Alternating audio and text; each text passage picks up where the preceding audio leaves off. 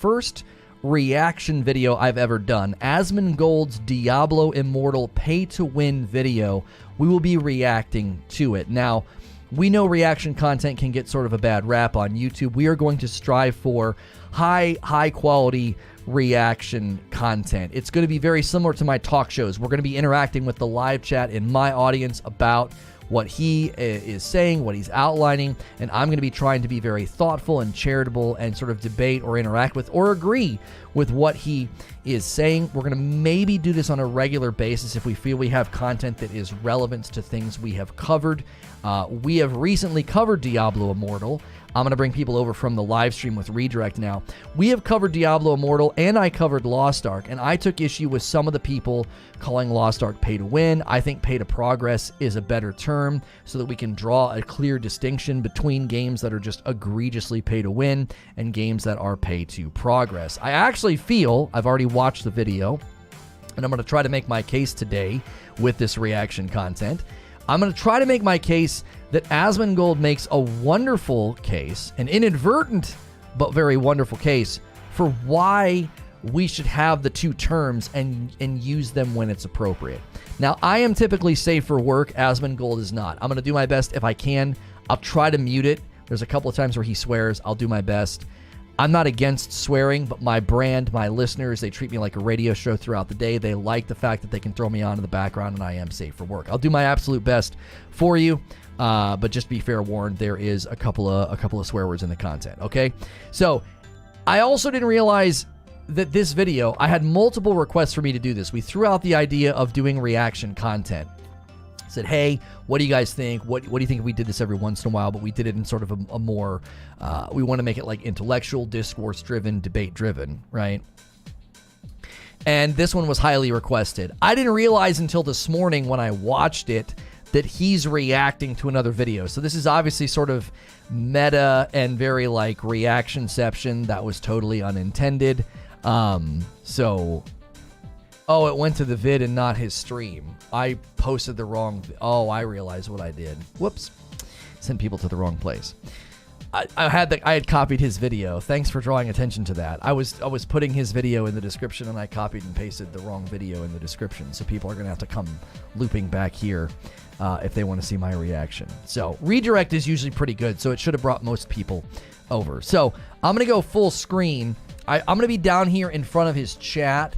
His chat's obviously pretty hilarious, but we don't necessarily need to see his chat. Diablo Immortal Pay to Win. All right, so what we have here is free-to-play Andy. That's like me and Lost Ark, and Whale. That's obviously Rich W. Campbell. What do you think the W stands for, right? Let's go ahead. Let's watch this and see how pay to win.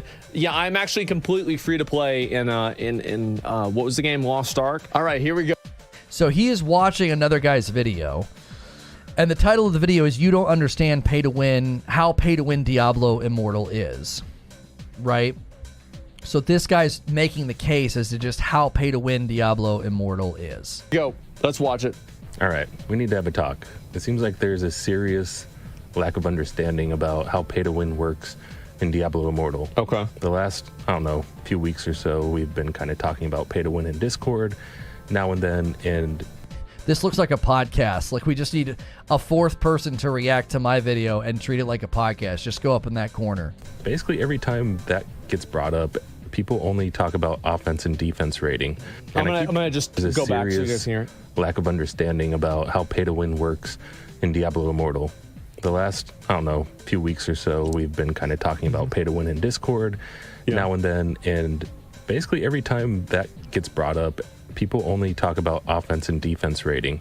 And I keep trying to tell people through text that that's not the biggest pay to win issue. Ooh. But it just doesn't seem to be getting through. So let's finally make a video on this. Okay, so offense and defense rating is very, very important. The most important stat in Diablo Immortal, more or less, unless you're in PvP, which is then it's not that. So if you can't see, the offense and defense rating is right there, sort of partially behind Asmongold's camera, and you can see the rating is in the 3000s. And there is PvP in Diablo Immortal, so that's why this discussion is focusing on the offense and defense rating of a character. Important. In PvP, your offense and defense rating gets capped at like 10% increased damage or 10% decreased damage, which is still a large amount, but that cap makes it automatically just not as important as some other stats in PvP. But yeah, people are basically taking a lot of copium based on the fact that, you know, legendary gems do give a large amount of offense and defense rating. Yeah. But if you grind hard enough, eventually free-to-play players will catch up to whales on offense and defense rating. And yeah, that is true. I've heard about this. Yeah, there's still two other major issues with the pay-to-win that you will not catch up on. We'll talk about those in a moment. Oh! The conversation is pretty much wholly around legendary gems, though. Legendary gems are the number one biggest issue and biggest source of pay to win in the game.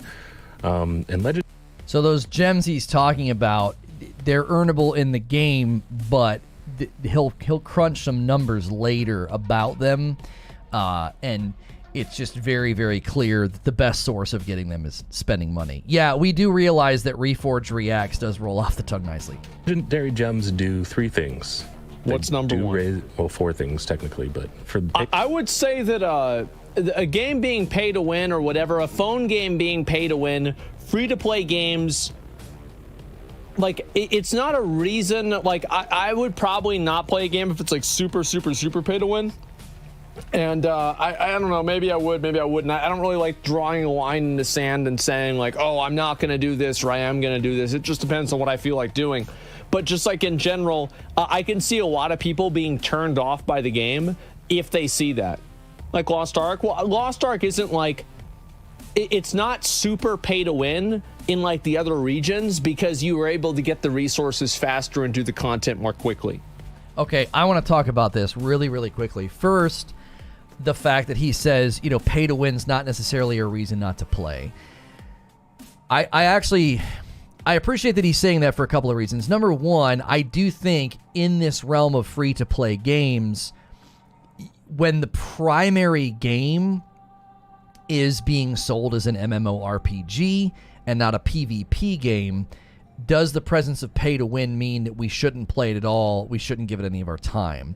Because if you go in as a $0 contributing player, could anybody make the argument that you're helping that game be successful if you're one of the data points of people who don't spend money?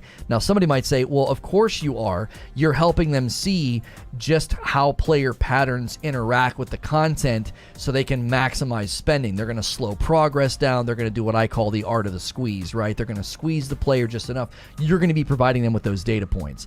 I tend to agree with Asmongold here. I'm not going to say, oh, this game clearly has pay-to-win things in it, so I'm never going to play it. I'm not going to touch it.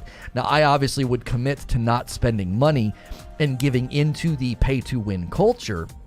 But if I can enjoy the game and spend $0, it feels silly to be idealistic about it. Unless, again, somebody wants to make the tenuous connection and say, you are inadvertently supporting a game that's bad for the industry by just playing it in general. You're providing them with player behavior data points. They can see what free players hit, what progression patterns and trajectories they hit, and then they can make adjustments accordingly to maximize spending patterns to make it harder and harder for the free-to-play, the very strict free-to-play players to enjoy the game. Now, I don't play PvP either, and I think that's just a huge aspect of why with some of these games I don't get as passionate. I obviously think pay to win is bad, but I also look at a willing consumer base and I look at companies with shareholders and I think, what on earth do you think is going to happen?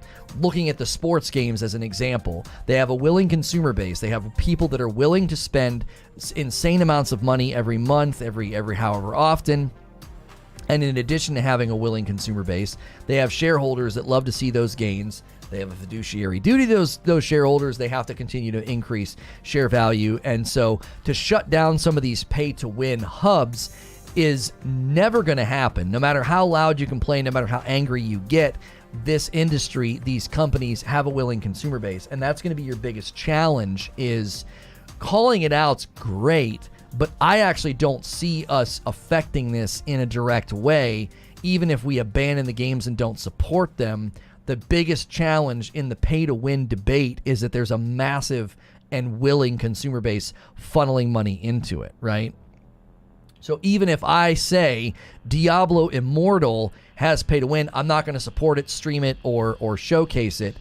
Is that going to do anything at all in the grand scheme of things? I don't think so. Now, that doesn't mean that you're wrong for boycotting the game or not playing it or whatever. That's your choice. You're free to do that. I don't think there's an imperative on me to say, hey, that game's pay-to-win or it has pay-to-win stuff in it, and then that therefore means I can't play it and try to enjoy it as a free-to-play player, right? Hilly says, just spend your time supporting another game. Yeah, I mean, if that's how you view playtime as quote-unquote support, sure. Zubair says, I'm willing to pay for value, but I'm not willing to pay to put up with your BS. Well, let's talk about the second thing that Asmongold talked about. I was unaware that the other regions where Lost Ark is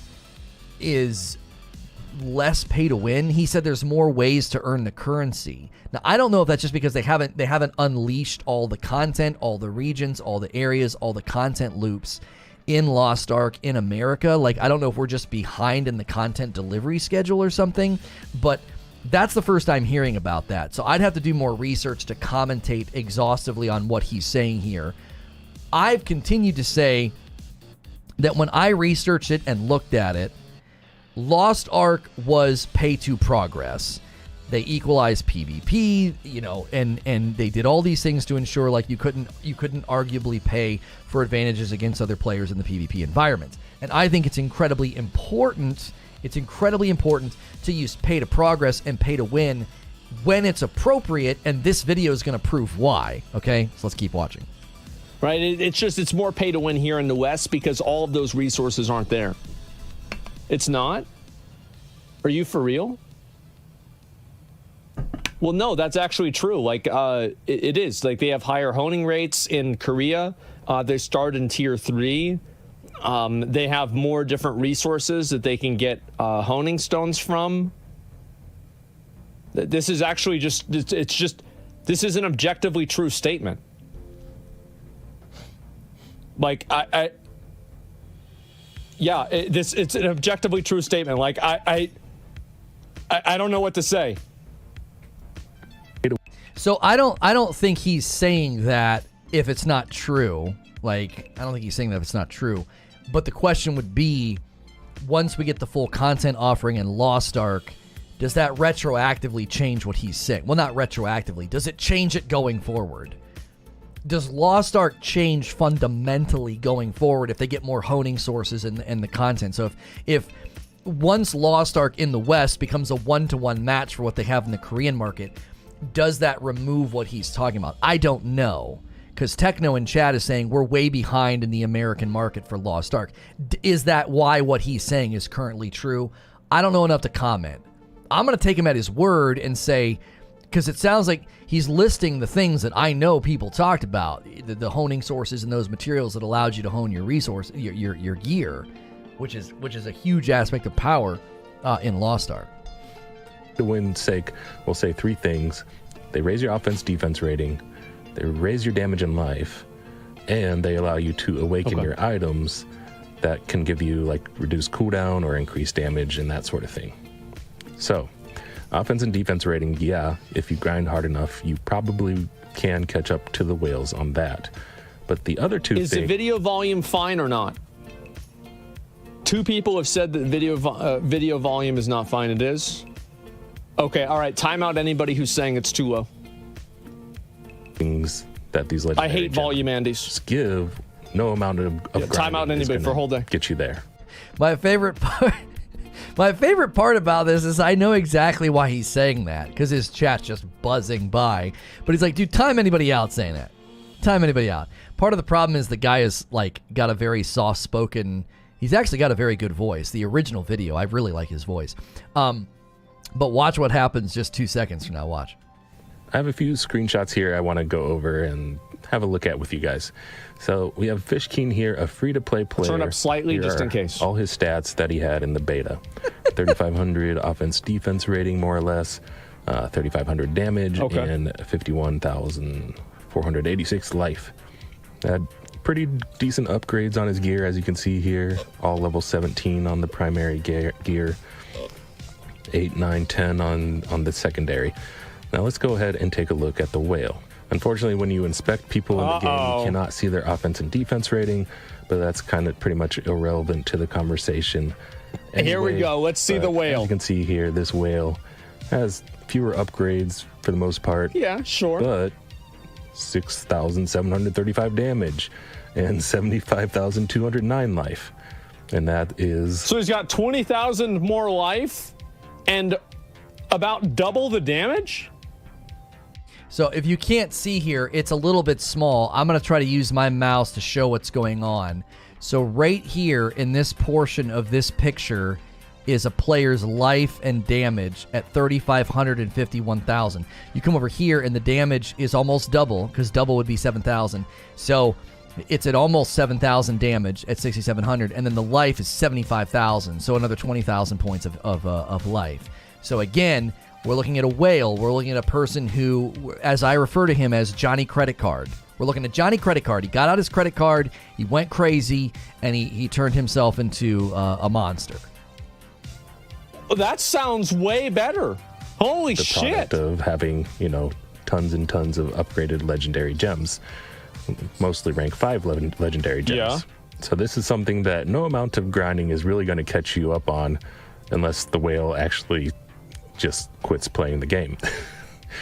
And in PvP especially, this is the number one thing that's basically pay to win. You got a ton more damage, almost double the amount of damage. Wow. And a huge increase on life. And you can use this in PvP.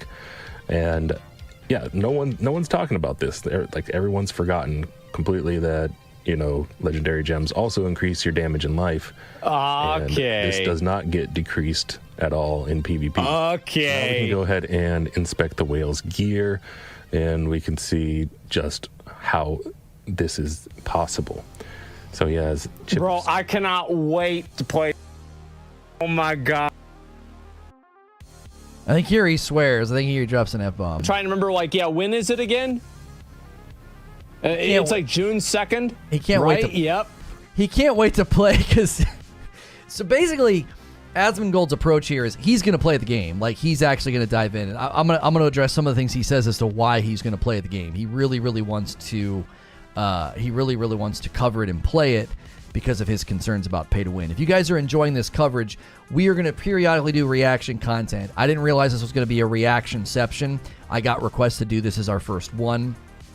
And we're going to do this and try and make it, fair, charitable, intellectual, because there are elements that I want to push back on from his other coverage of pay-to-win content in Lost Ark. Okay, boys. Holy shit. This is going to be a good time. June 1st. Yep, let's get those credit cards ready, boys. I want to see how pay-to-win it really is. I want to see also, how much money does it take to truly win? Can you put, is a person who puts $10,000 into the game 10 times better than a person who only puts $1,000 into the game? What is it, right? Entire bank account? Yeah, exactly. Okay, so that's a talking point that I wanted to interact with. So, pay to win, real pay to win culture, okay, is when what he just talked about becomes the defining attribute of the game. Does that make sense? So it's one thing to have a game where you can pay for a bump, an experience bump. I'm gonna level up a little bit faster than you, right? I pay for a 10% buff, okay? That's extremely minimal, almost non-game impacting to a certain degree, okay? But when you develop a culture where you ask the question of how much do I need to spend after I have already spent, as he just said, if you spend $1,000 and I spend $10,000, am I 10 times more powerful than you? Okay, this is a great reason. This section, this is so inadvertent. This is not what Asmongold intended, but in my opinion, this is a great reason why we should never be calling pay to progress pay to win. Because when you end up with true pay to win, it creates a culture like a disease where you constantly feel like you need to spend more to compete. I ran into this in Marvel Puzzle Quest. People have run into this in the FIFA and the Madden games. It becomes a culture. It is literally pay to win because the better teams, the winning players, the winning teammates basically that they've built their teams with, they've paid for them. And that's why I've always said calling pay to progress pay to win is absolutely a mistake. Because as Asmongold right here points out, one of the most sinister aspects of pay to win is when the game and the culture surrounding the game is defined by pay to win, right? That's when you end up in what I think is a far worse state. And this is why I've always pushed back on it. You need that nuance. You need those categorical differences, because if everything is pay to win, if pay to progress is labeled pay to win, then you don't get to call out a game like this with such a heavy hammer, because you've diluted the potency of pay to win. I'm always going to argue that point, because what he just referenced sort of in passing is when the real trouble begins. So let's keep watching. Yeah, figure out what it is. Oh, and I'm going to try to warn you guys. I can't remember where he swears now. There's at least 2 more F-bombs coming. So if you're listening in an environment where you enjoy me being safe for work, headphones on or volumed low. Oh my God, pay to lose? We'll see. What's Lost Ark population? We haven't done any Google Trends for a while. Maybe we should do that today. Stone Flesh, a 5-star gem. Howler's Call, another 5-star. Blood-Soaked Jade, Frozen Heart, a Blessing of the Worthy, all 5-star gems. And you see this line right here: increase base attributes on all equipped items by 35%.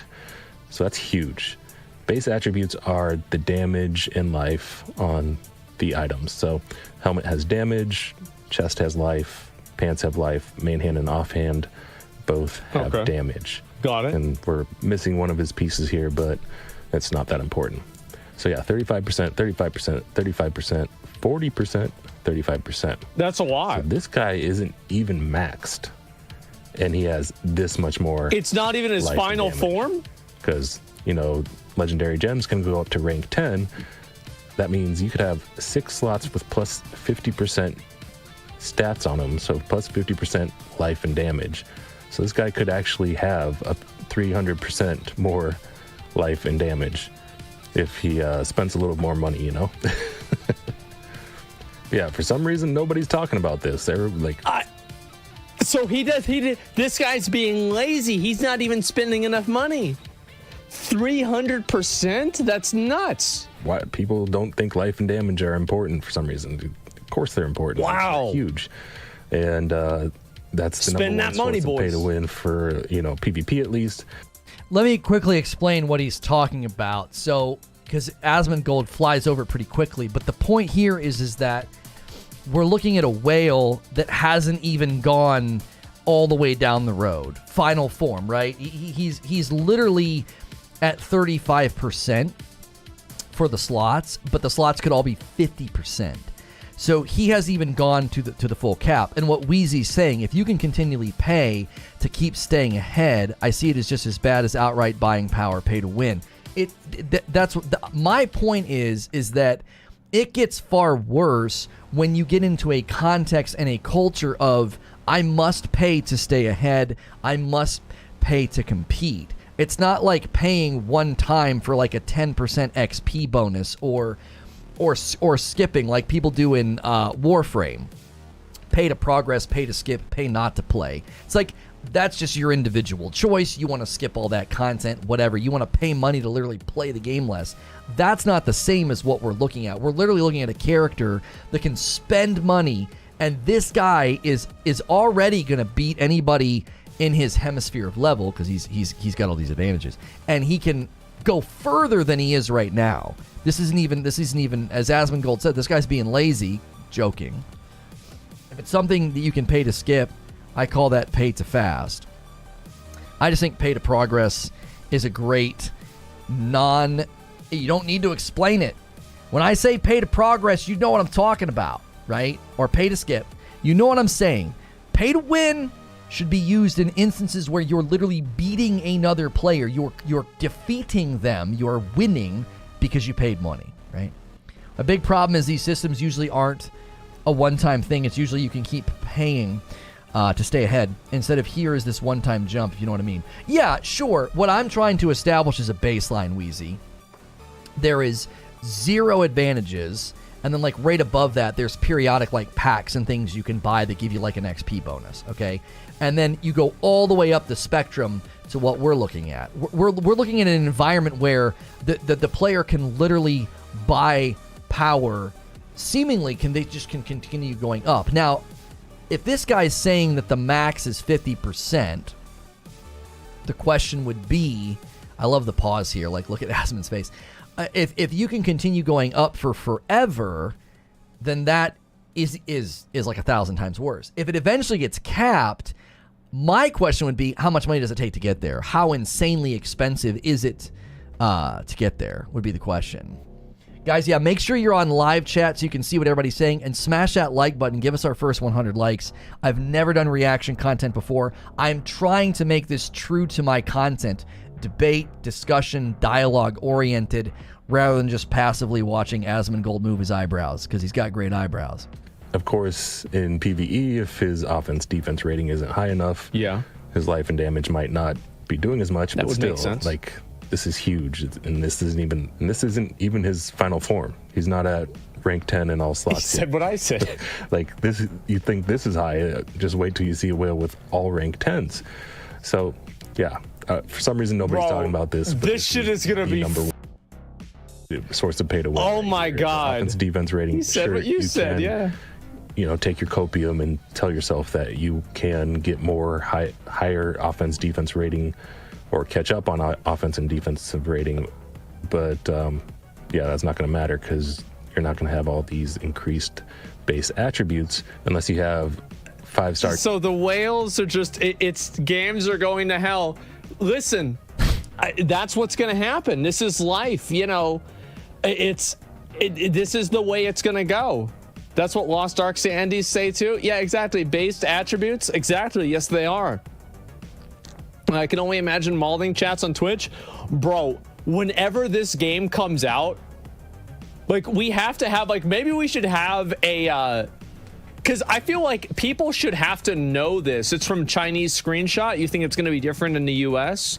I don't know, man. I mean, like, how are they going to make a game that's mobile and not have it be pay to win? That's weird. So there's people speculating that it'll be different once it gets over here. I don't think so. Being you know, being a Chinese screenshot. I don't necessarily think that is gonna be the case. Now I want to interact with what he said when he said games are going to hell. So there's something that happens around these discussions about pay to win and about microtransactions, and I tend to find the sky is falling trajectory soothsayers. I don't find that to be convincing. I don't. Now, if I'm wrong, then that's bad because it means gaming's just going to get worse and worse and worse. But my analysis of the industry, when I look at Sony and I look at PC gaming and I look at the games that continue to come out and make the most money and do very well in those environments. I know mobile squashes all of this, and that's kind of part of the discussion, right? I don't see the industry, as Asmon is saying, I don't see the industry going to hell. I think what we're doing is we're pulling back the veil on mobile, and it's been like this for a very, very long time. So I'm not saying that he's like ignorant or anything, but it's almost like we've all ignored this festering mold growing in the room because it's in the corner of the room that we don't go to. We're like, well, yeah, mobile games.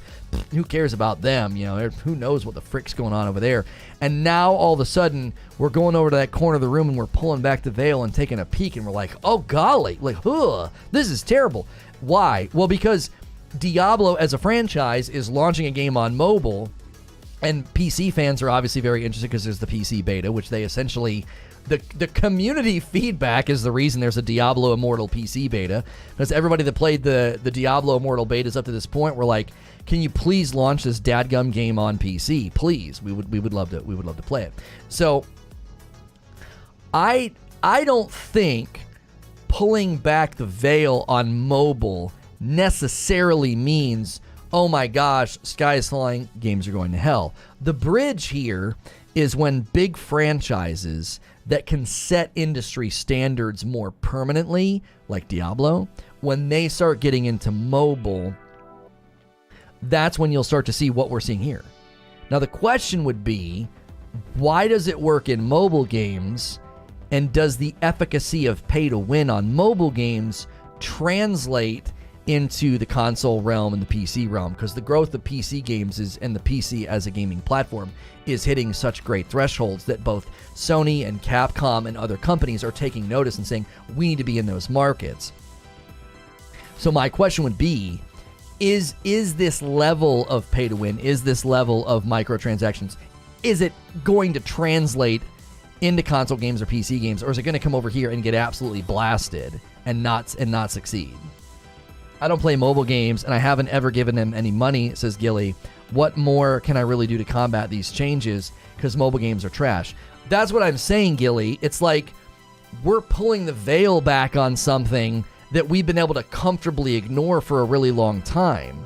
But like you're saying, what more can a gamer do?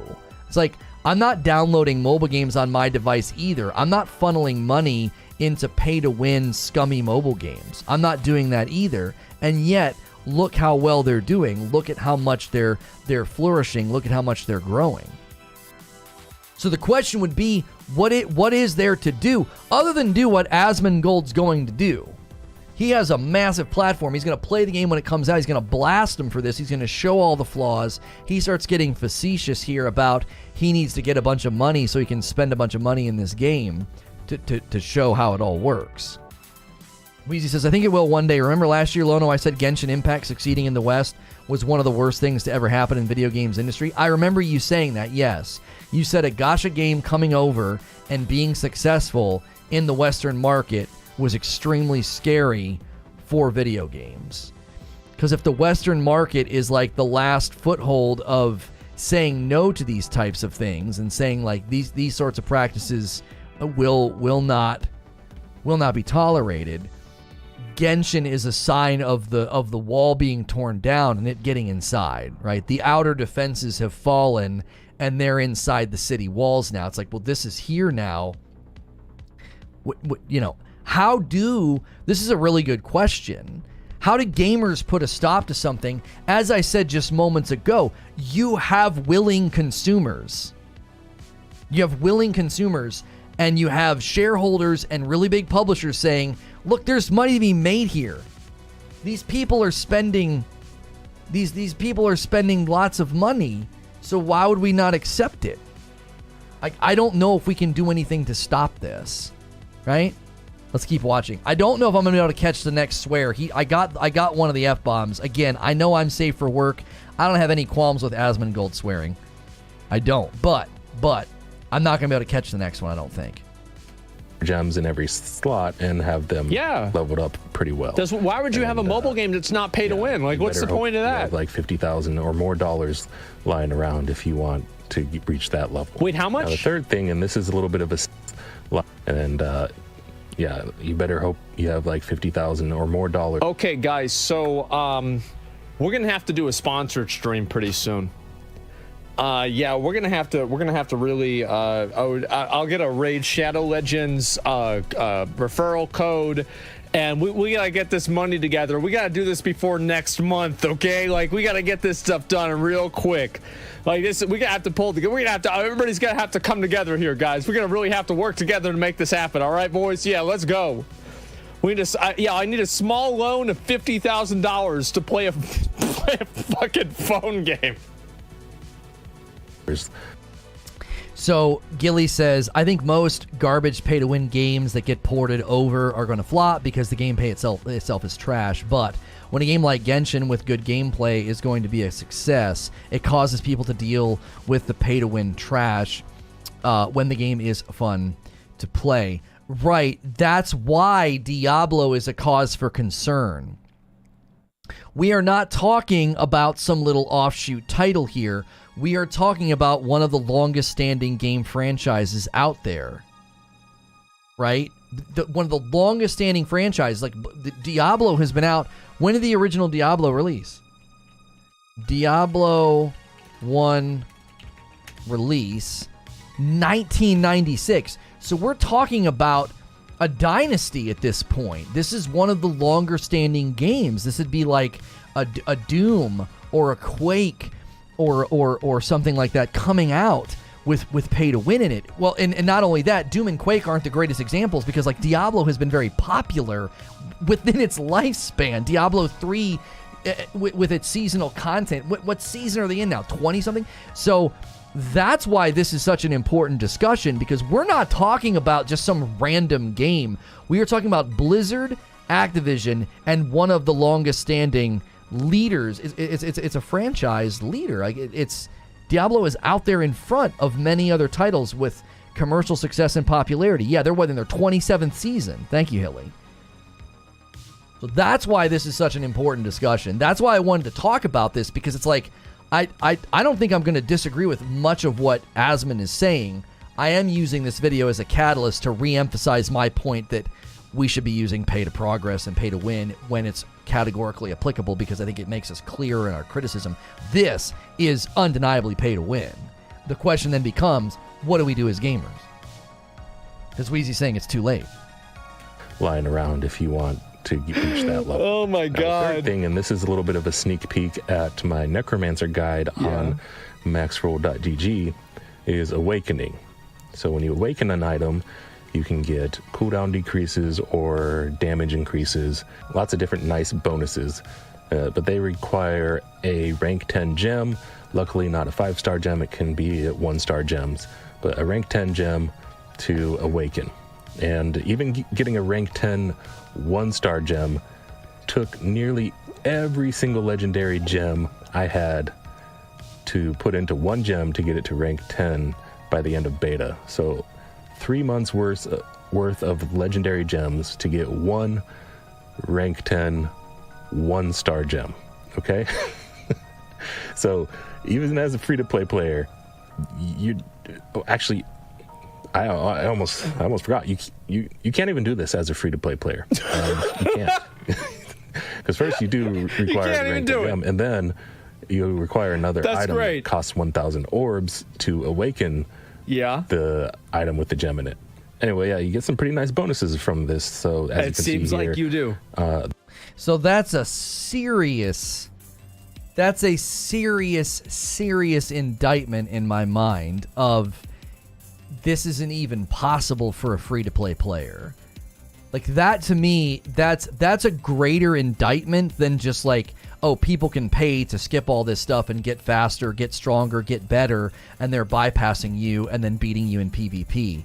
When you make something insurmountable with anything other than a credit card in a free-to-play game, that's a giant cause for condemnation. That's a huge indictment of the system. That's not even a squeeze. Do you understand what I'm saying? So the art of the squeeze is what Ghostwood is kind of talking about. Player engagement is a factor. You hope that a free-to-play player stays engaged long enough, submits to a gateway microtransaction, and then they're hooked because they're now financially tied to the game. Sunk cost fallacy tricks your brain into thinking, I'll just spend a little. I've been playing for so much. I'll just spend this little amount, and then it's a gateway microtransaction where you're like, now I spent a little bit. To justify the $5 I spent, I better spend 10, and you go on down that line. Now, the art of the squeeze is a little bit different than that. The art of the squeeze is where they study player behavior and leveling trajectories and progress, and they make it get bottlenecked at a certain point, so you're far more psychologically likely to spend money. They're squeezing you. It's like they're pitting your investment against you. It's like, well, you've been playing for this long, so now you're going to be heavily motivated to spend money. Okay, so there's degree of offense. Letting somebody buy an XP boost, I don't give a rip about that. Letting people buy a currency that can be earned in the game. Okay, so then how much can you earn? How often can you earn? You have to dig down deep into what that looks like. But then the offenses get worse the further you go. And having something like this, where he's like, a free-to-play player can't even do this, it's not earnable in the game, that's an indictment of the system.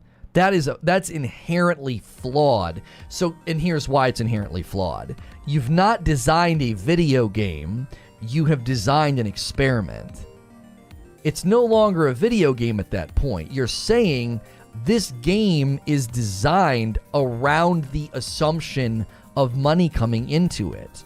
That's not a video game, that's an experiment. You're seeing just how much money you can get the player to spend. It's one thing when you design a video game and then afterwards you're like, oh yeah, this stuff that you can earn in the game and do in the game, we'll let you get it way faster over here if you want to spend money. Okay? That's like a sidecar to the game that I believe can drag the game into a ditch and kill it for me. And I don't want to play a game that does that too extreme. But this is entirely different. You're saying, no. We've designed the game to make that an impossibility without money. And that, to me, is an indictment of the system. Now, somebody's saying that's basically Lost Ark. I would need to educate myself better, because at the time when I studied it, I don't think Lost Ark falls into that category, that they've set things up that are impossible without spending money. Now, there are thresholds of progress that aren't possible without money, but my understanding of Lost Ark is there were not things that you simply couldn't do without spending money. Again, I'd have to better educate myself if they've made changes, but at the time, that was my understanding. The Necromancer chest, when you awaken it, you can get it's lit. A bone wall cooldown decrease by 10% or bone armor cooldown decrease. Wow. Same with the legs. And you can do this on all 6 of your slots. So you can get up to, I think it was 30% cooldown decrease on bone armor or bone wall. 30% cooldown decrease on those.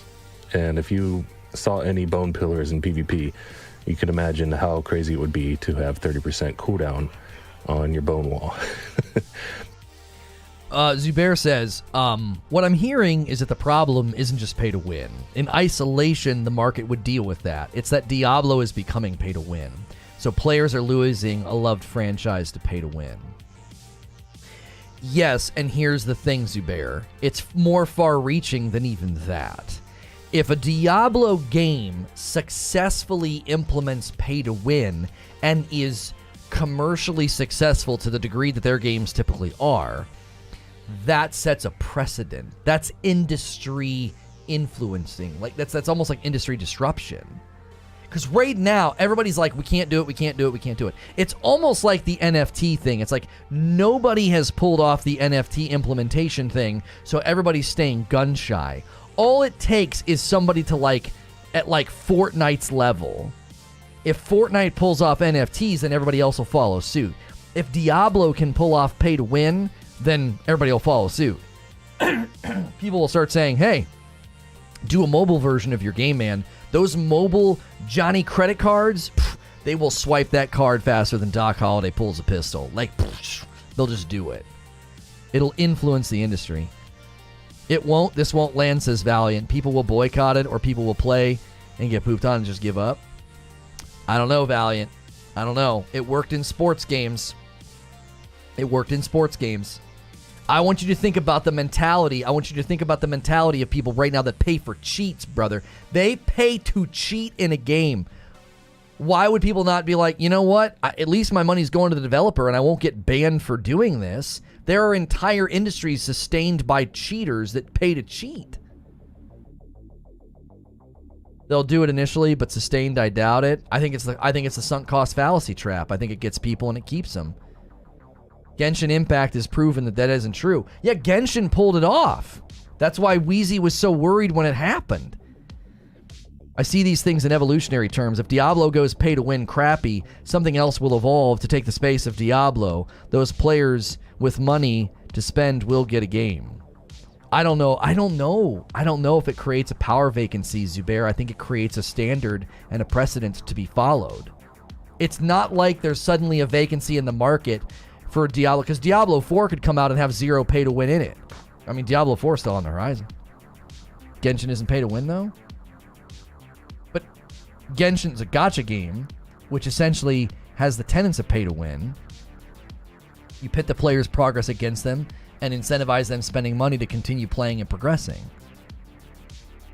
That's essentially the tenets of pay to win. Is it 1-to-1 pay to win where you can like buy items? I thought it was like buy chances at items when you can no longer earn items or something. Wheezy, explain how it works, because that my understanding of the gacha game prospect was that you were paying for a chance to get an item because you could no longer earn items. Like they limit your ability to get things after a certain point, and you got to come back like the next day after like a refresh or a cooldown or whatever. So this, completely behind a paywall, and this is huge. Like huge cooldown decreases, or even 30% damage increases, depending on the skill that you want to awaken, or the legendary item you want to awaken, I should say. And no one's talking about this either, even though this... I don't think that the enemies are the ones that are getting boned here. Holy fuck, I love this. It's just casual 30% cooldown reduction. I'm not playing this. I'm gonna play it. I'm gonna absolutely play it. We're gonna see what's going on in this fucking game. Like, here's the thing, guys, is that I feel like if I'm not the one playing these games, that nobody else is gonna really show what it's like. Because, like, for example, whenever I played Lost Ark, I felt like I was one of the only people who came at it and said, I'm gonna just look, I'm gonna see what the game's like. I'm going to see what the game's like, and I'm going to see if it's pay to win. We're going to see what happens, and I'm going to give it a fair fucking shake. And I did. I did, because I can't trust anybody else to do it. Now, the only issue I have with that portion of it, obviously, is I don't think he was the only one to call it out. I think it's very easy when you're busy and streaming a lot and creating lots of content. I don't consume lots of content either, okay? So we know that Josh Strife Hayes called out Lost Ark. And many other people did. I also, again, think that in this video, he inadvertently made the case that I have made that it's very important to call something pay to progress and then call something like this pay to win. Like, what this is compared to the Lost Ark systems, these systems are worlds apart in what they're offering and what they do. So I get what he's saying. He's essentially setting it up and telling his audience, of course I'm going to play this, and I'm going to blast him for it, right? He's essentially saying, I did that with Lost Ark, right? But I don't want to allow that insinuation to stand, because there were plenty of people that called out Lost Ark for being pay to win.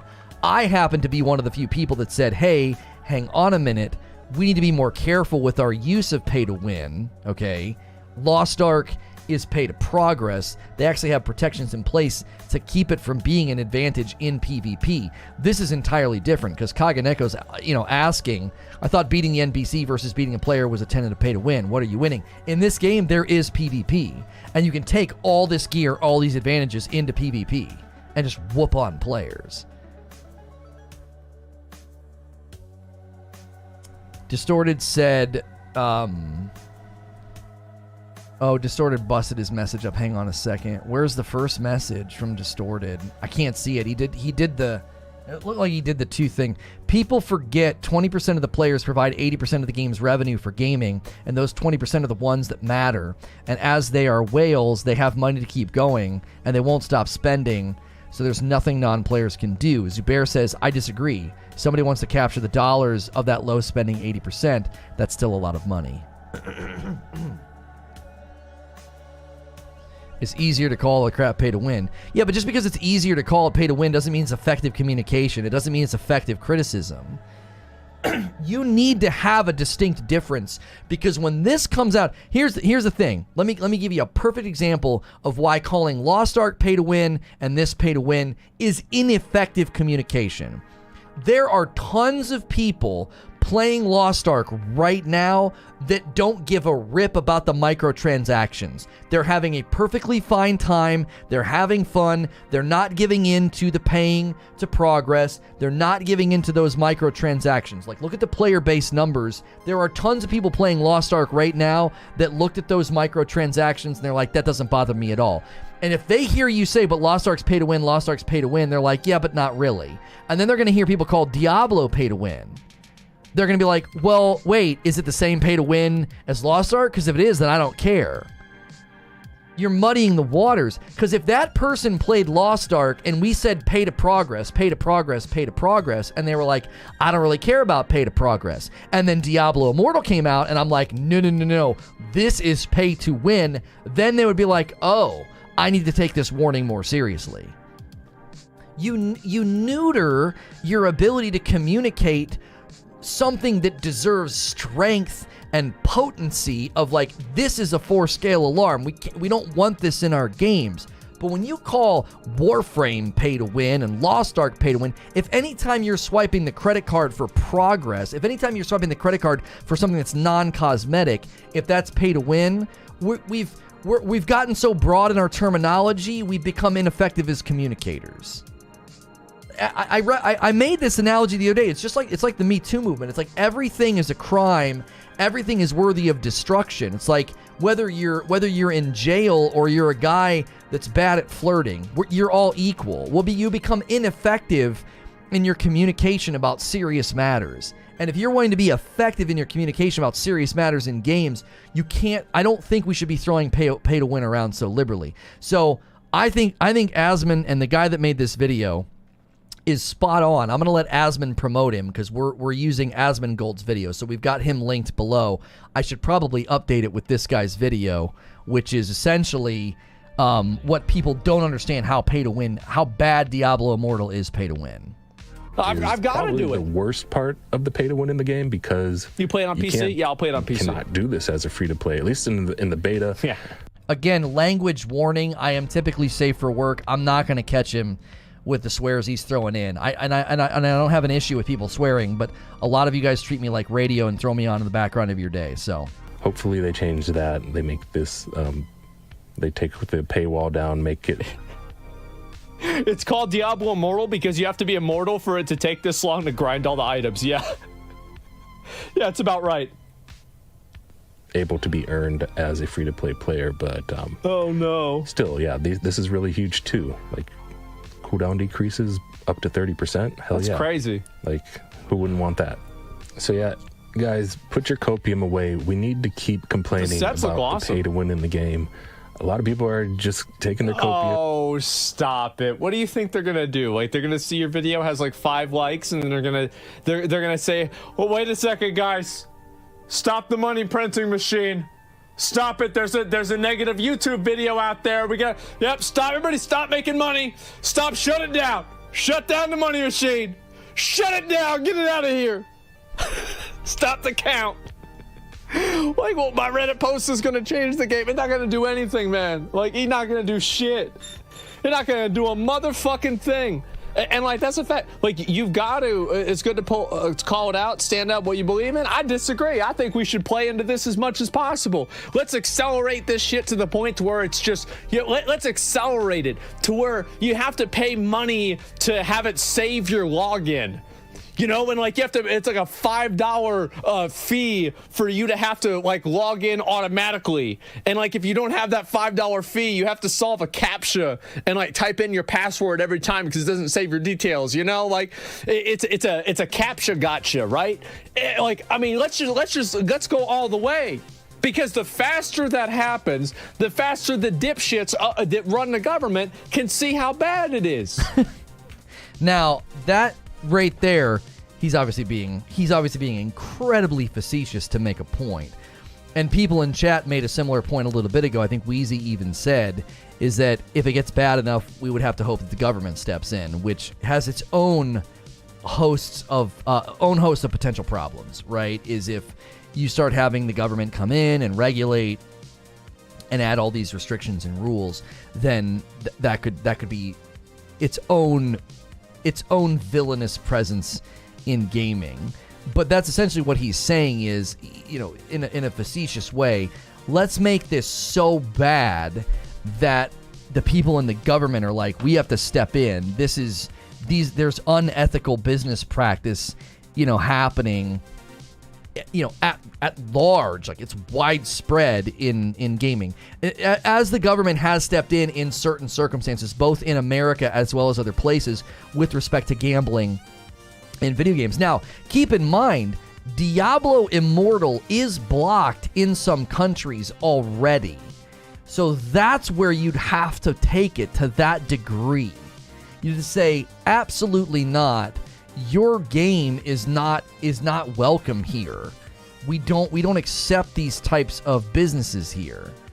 To the same degree, if you set up a business right now that broke all sorts of, you know, business ethics and federal codes about what you can and can't do, they would shut you down. They'd come in and just shut you down. You know, you can't do this. There's all sorts of, you know, rules and regulations about casinos and stuff. So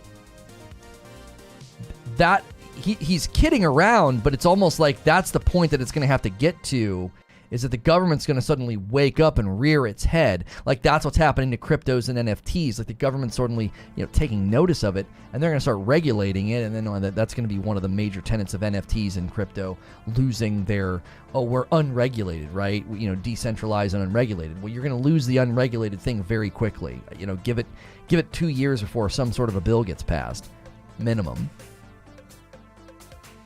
The government steps in when the private sector can't self-regulate itself. It's on us to tell Blizzard to stop before the feds do. Right. This feels like it will be another Star Wars Battlefront debacle, says Ganks. Remember when Battlefront first came out? You could buy loot boxes for power-ups. They got sued and shut down before the store. They got sued? What are you talking about? I didn't think they got sued. Who sued them?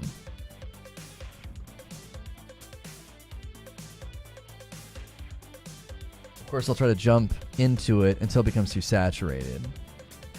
Everyone wants a slice of the mobile pie, and what makes money in the mobile pie is gambling, pay-to-win, slots, and gacha. Everyone wants to get into that market because it's the best. As far as generating insane amounts of money, yeah, these are money-printing machines.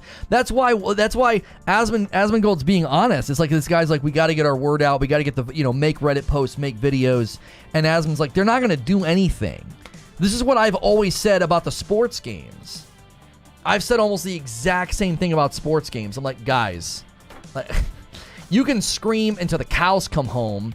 They have a willing consumer base. Now, I don't know if the recent news about FIFA is an indication that it's becoming less lucrative. Like, I don't know if that's any indication at all. That, like, they're looking at the bottom line, and maybe the whales are getting a little less blubbery, and you know what I'm saying? Maybe they're moving on to other games. I don't know.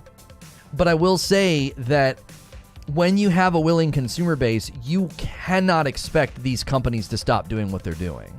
The FIFA thing is FIFA wants more money. Yeah, FIFA wants more money, but did they say we're not going to give you more money because has it plateaued was, I guess, the point. Maybe that's a better way of phrasing it, Wheeze. Has it plateaued? Are people like, that's it? This is how many whales you're going to get for FIFA. You're not going to get any more whales. So this is how much money you're going to generate in a fiscal year. So you can't afford to spend any more. FIFA EA games print money, but FIFA the organization wants more money from EA. EA thinks, and probably rightfully so, they're bigger than the license. Right. Genshin Impact looking at the negative Reddit posts while they're counting their $1 billion a month. That's right. That's right. When I'm telling you, when you have the willing consumer base and the shareholder relationship, when that's the setup, this stuff's not going anywhere. It's not going anywhere. Let's get. Again, there's swearing in this video, and I am usually safe for work, so volume down or put your headphones on. This done. Let's get this out the way, man. Let's get it out the way. Like, I'm so tired of this shit. And it's gonna happen no matter what. The fact that it's there, and we just have to keep complaining. And I just look at Lost Ark. A lot of people were complaining about how pay to win that game is. They're making changes over there. if we complain enough, they will make changes. Okay? Just complain a lot. I remember I thought that same thing. Yeah. I hate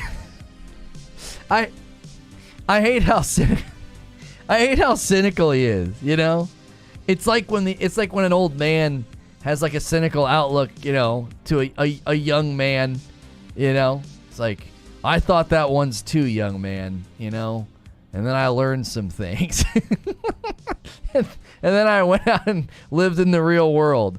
Like, I hate that he's probably right. Like, his cynicism and his attitude, it's like he's probably correct. I thought that. Yep, absolutely. Keep complaining. Put the copium away. The pay to win is way over the top in this game. And look at all these amazing looking cosmetics. How much are those? That they will be making tons and tons of money off anyway. Like, there is absolutely no reason that there should be so much pay to win in this game. I'm going to mute this because I don't know if the audio from SpongeBob is going to get hit. But Asmon does a little goofy thing here with SpongeBob.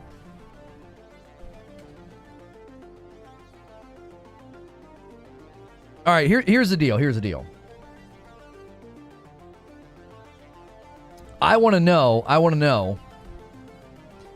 Diablo Immortal is clearly pay to win. Will you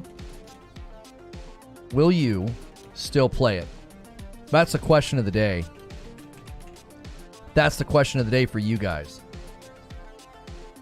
Asmon's going to play it as an experiment, but he also kind of opened up the video, and he was pretty honest about the fact that he's not automatically going to just blacklist a game and not... That was graceful. He's not going to blacklist a game and not touch it because there's elements of pay to win. So I'm curious what you guys think and why. If Diablo Immortal is clearly, painfully pay to win, you're going to play it.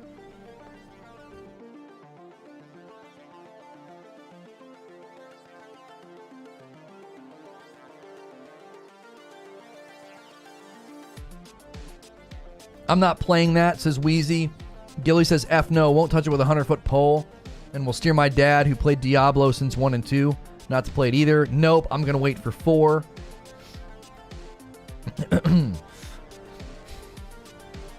I'll just have copium that 4 will be good, but I doubt it will be. I mean, I would say that if a game... This is my take. This is my take on this, okay? We're going to have to put on slow mode because that guy is here today with bots, but it still should work. We'll put on 7-second slow mode. And guys, don't respond when those bots and the troll shows up because that's just what he wants. It's just literally it'll disappear from chat as soon as it appears. We just can pretend it's not there.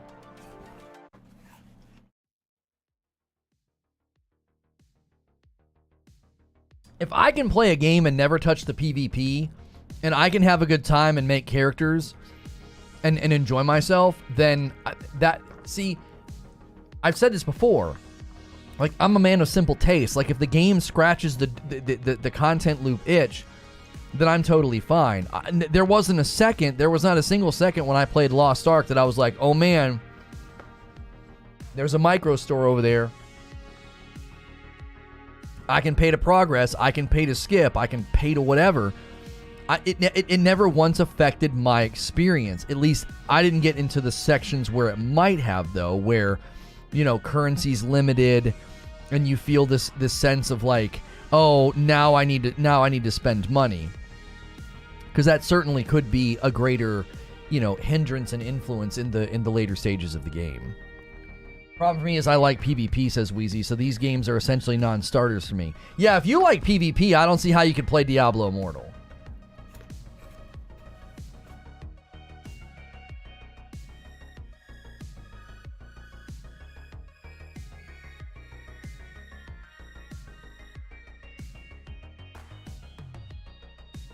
It's free to play. I'll probably give it a try and see if this gets some fun out of it, even though Lost Ark was pay to win. I still had some fun. Yeah.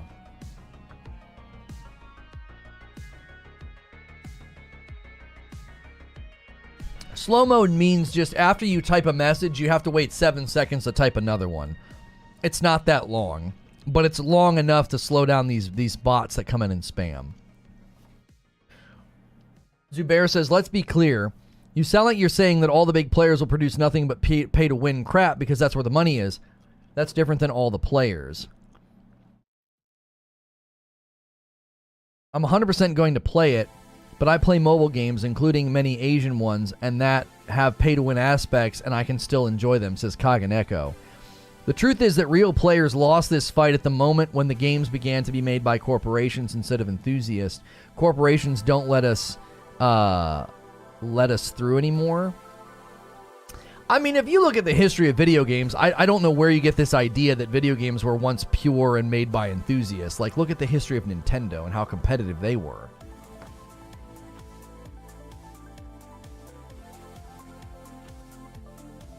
Like, the video game industry has always been about making a ton of money. Like, don't kid yourself.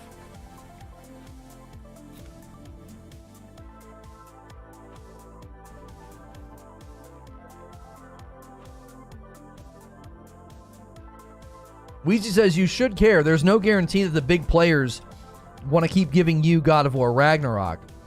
I don't want my favorite franchises to end up like Ubisoft games, says Wheezy.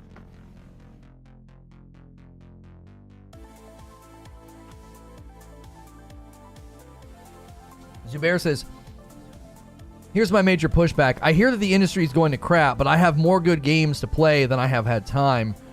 It doesn't feel like it's dying or neglecting me. I'm going to agree with Zubair, and I'm going to make an analogy, okay?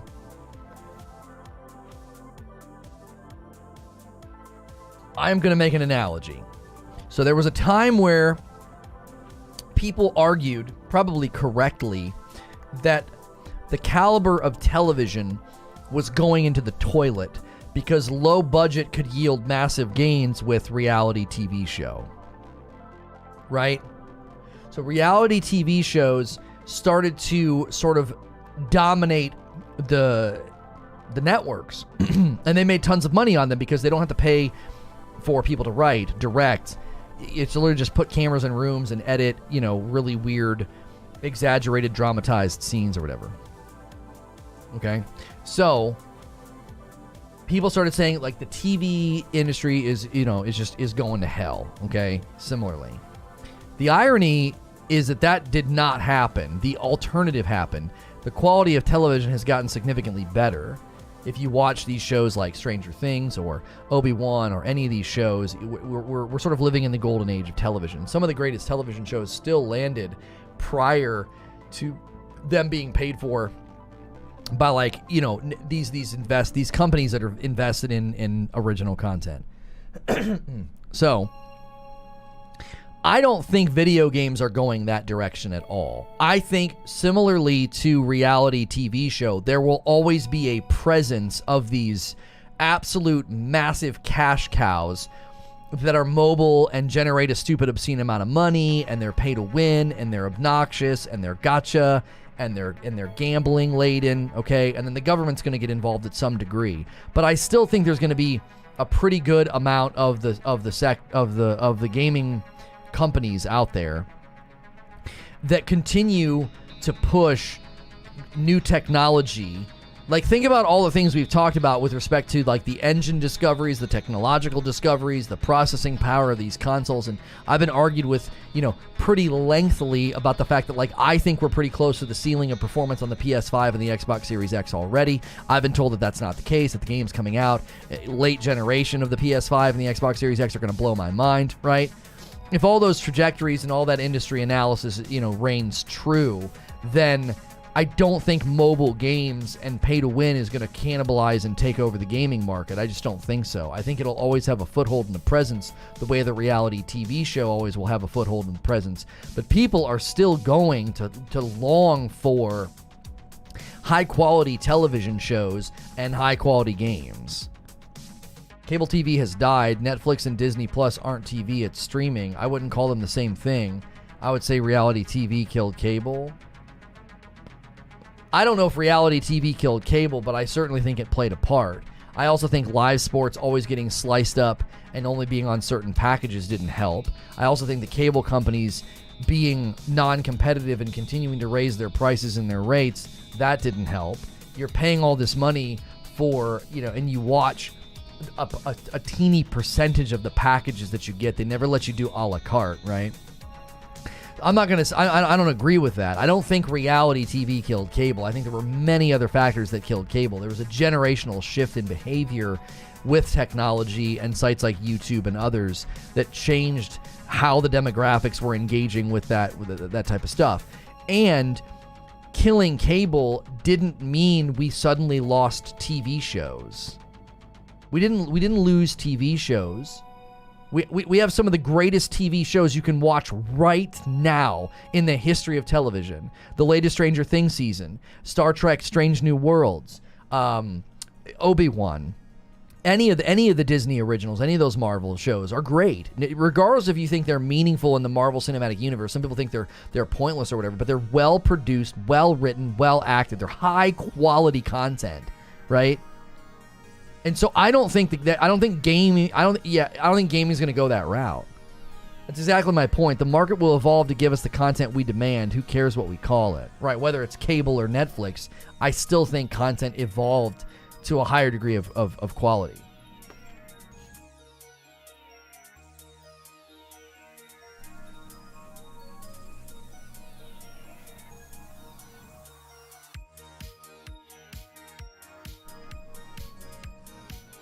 But they aren't on cable anymore. Standard cable TV has died, and the new goodies for on the streaming platforms. Yeah, so who cares? You just have to change where you go for the games, Gilly. That's like let's say Microsoft shuttered in 2014 like they almost did. It would be like cable shutting down. You'd have to go to PlayStation if you want to play big new games. You wouldn't have had a choice.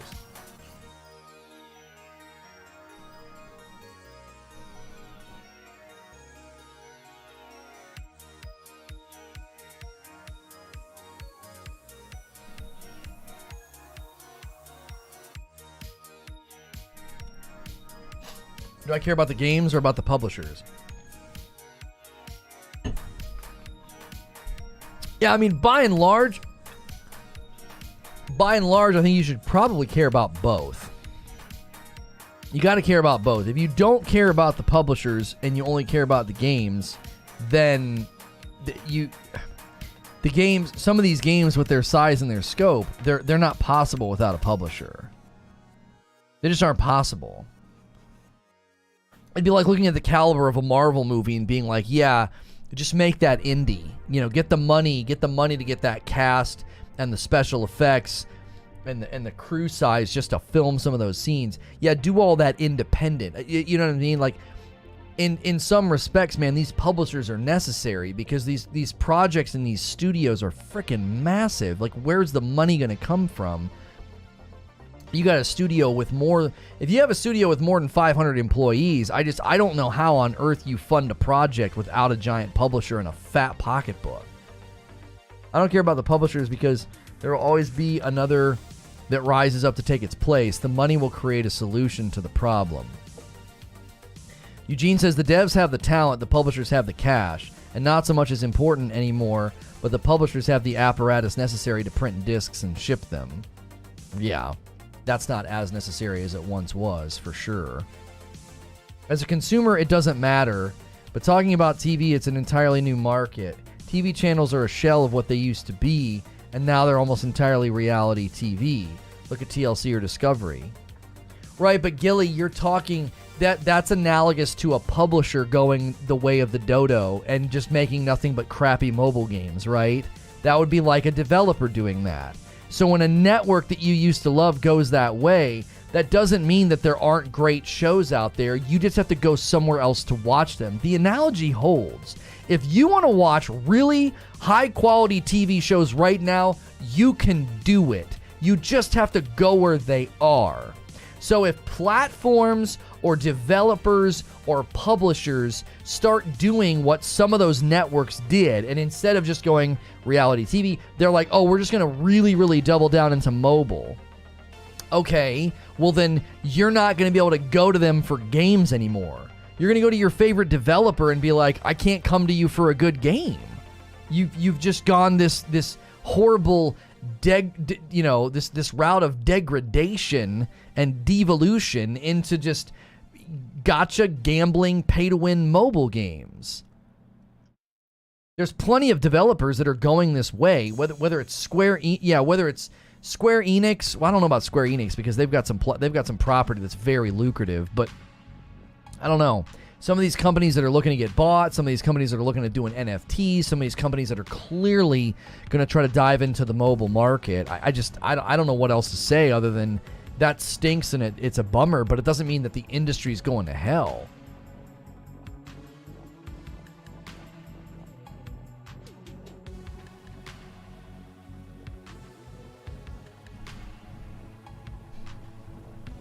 You have to subscribe to Disney, or you could subscribe to Game Pass, but most think Game Pass is bad for AAA, so who knows? That's an oversimplification of the position. Big AAA titles going on Game Pass during their launch window is not a good idea.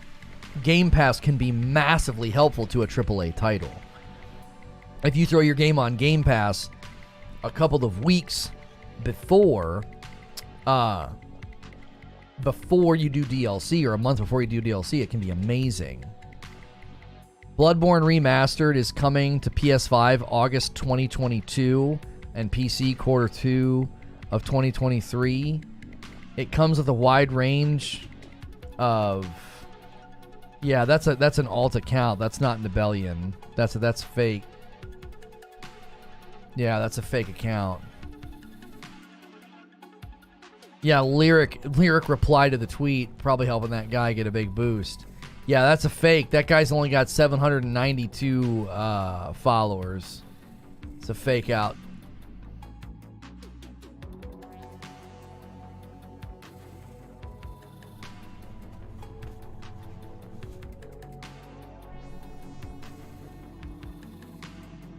Disney is more like Microsoft putting their first-party games on Game Pass. There's no third-party content on Disney Plus. Yeah, exactly.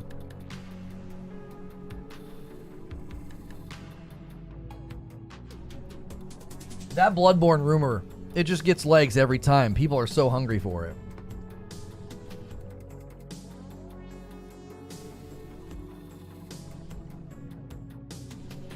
What's the technical difference between a remaster and a remake?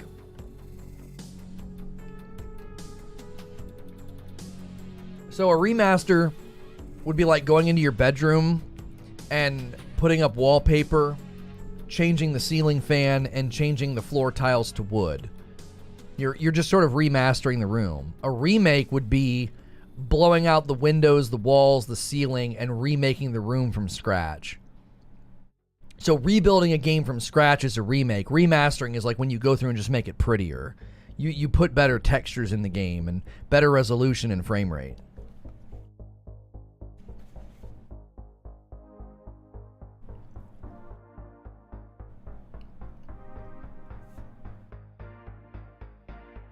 You think it's FromSoft making fake accounts, Hilly? I don't think so. That'd be funny if it was.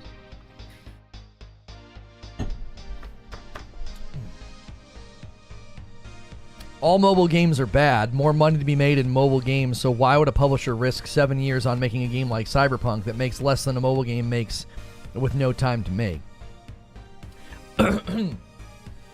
Oh, is Driz saying? Not all mobile games that are gacha are pay to win or bad, like Another Eden. Yeah, I don't think all mobile games are bad. I don't think they are, but I think they're creating the reality TV effect on gaming. Like the reality TV effect on television was low budget, massive gains. And that's the same thing with mobile games. It's low budget, massive gains. Like you can put in like way less time building the game and make just an insane amount of money. So why would you not do that, right? Listen, I mean, it's not ironic to say this. It's also very similar to reaction content. Like reaction content, and the reason that we're being very careful with reaction content like we did today, we spent, you know, the first hour of the show reacting to a video that Asmongold made. And I tried to make it very dialogue and debate driven. So if you weren't here for the Asmongold Diablo Immortal Pay to Win reaction that I did, it's at the beginning of this video. And I wanted to make actual content out of it and have like a good discussion and a good debate. But a lot of reaction content can literally be like the mobile game approach. It's like, I'm going to do minimal effort and get like a ridiculous amount of views. There are plenty of reaction channels out there that do it. It's a similar idea. You're always going to have that race to the bottom of energy. I'm going to race to the bottom. What's the minimal amount of energy I can put in to get it while still maintaining like maximum gains? Mobile's been making tons of money for a long time. You think that if devs were going to make that change, they would have done it by now. Well, you have to see what's happening. It's been a slow process, but with Diablo dipping its toes into it, that's kind of the beginning, right? When a significant franchise says, hey, we're going to do it. And see, here's the crazy thing about Diablo Immortal. It's not like Diablo Immortal is sort of a, hey, let's make a mobile game, and then the next time we do a mobile game, let's put in some pay to win. No! They're literally doing it in the first version of the game. They're like, yeah, here's Diablo Immortal. Yep. And it's pay to win. Like, they're not even trying to hide it. It's in there. It's in the game. They're not trying to be bashful about it. And they didn't even wait. It'd be one thing if like an established franchise like came to mobile first and then did it later. Surely it was when Call of Duty did it. Well, PUBG Mobile and Call of Duty Mobile make a ton of money, but I think it's all cosmetics. PUBG Mobile makes an insane amount of money.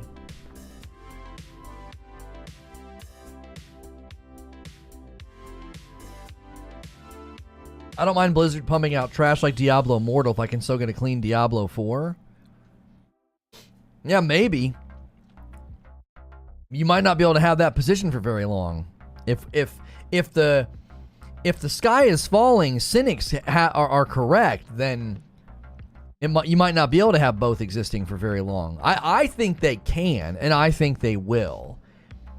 If someone asked me right now to break it down and to give an analysis and a prediction about where the industry is headed, I would say you will see a greater presence of pay to win in the market. You'll see more games leaning into mobile.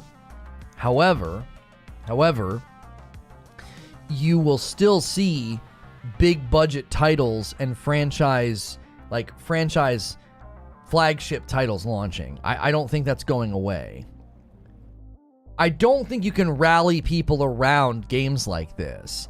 Games like this become insidious to and interwoven into those platforms themselves. Like you download the games, you remove your brain, and you just click, and your credit card's attached, and you're not spending money, you're buying diamonds or whatever the heck. But I don't think you can get people rallying around big titles with the way the video games are traditionally marketed and do it in this way. That doesn't mean that they won't have a presence. They will certainly have a presence. Mobile games with pay to win will certainly have a presence. 100%.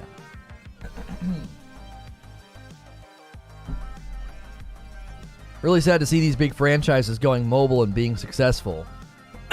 More budget is going to be dumped into those versions of the game because they have better ROI. Right, isn't that a problem then when console gamers are being we've talked about this, right? I mean, I literally had a short hit today about that, like when gaming becomes like fast food.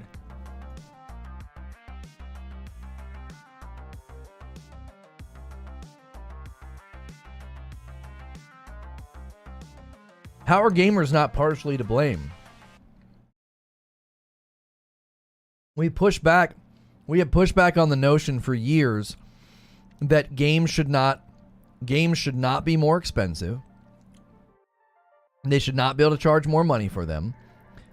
You know, $50 or $60 has been the industry standard for a very, very long time, regardless of how big the budget is, regardless of how much they put into the game's longevity and how long you can play it, right? 100% gamers have played a part here. We've made it extremely hard. We've made it extremely hard to say, hey, they can raise the price, like they can make games more expensive. No, it's just been this race to the bottom. It's been a total race to the bottom.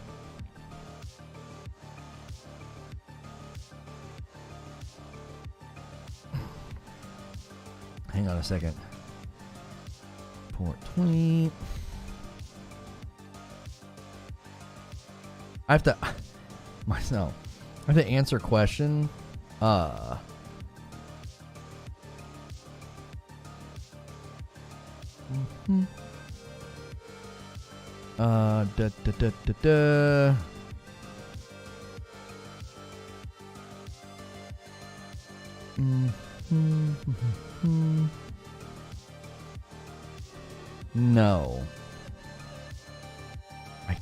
I don't know.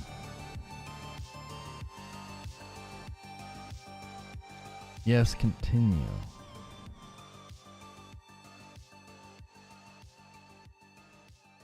Hang on. Done. Okay.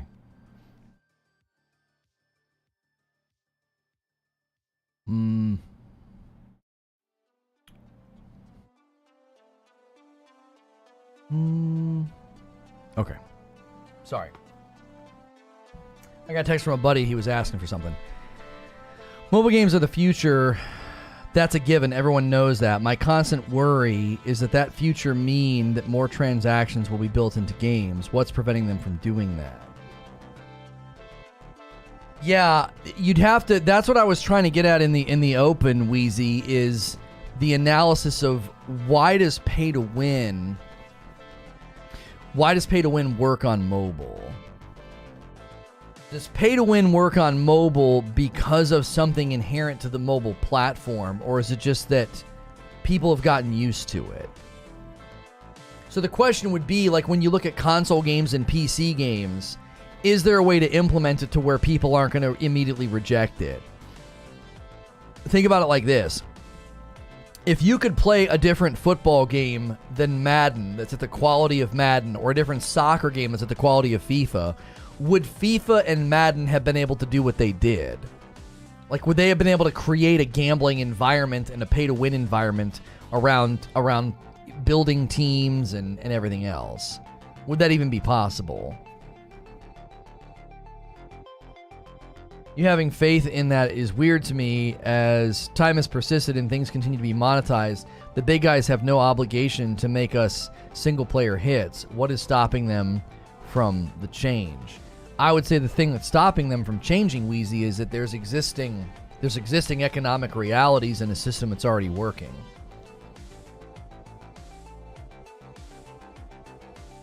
Is there market research that these big companies that make these big single-player hits and make just buckets of cash, is there any research that indicates they could completely shift over to, like, gacha, pay-to-win, mobile, whatever, gambling?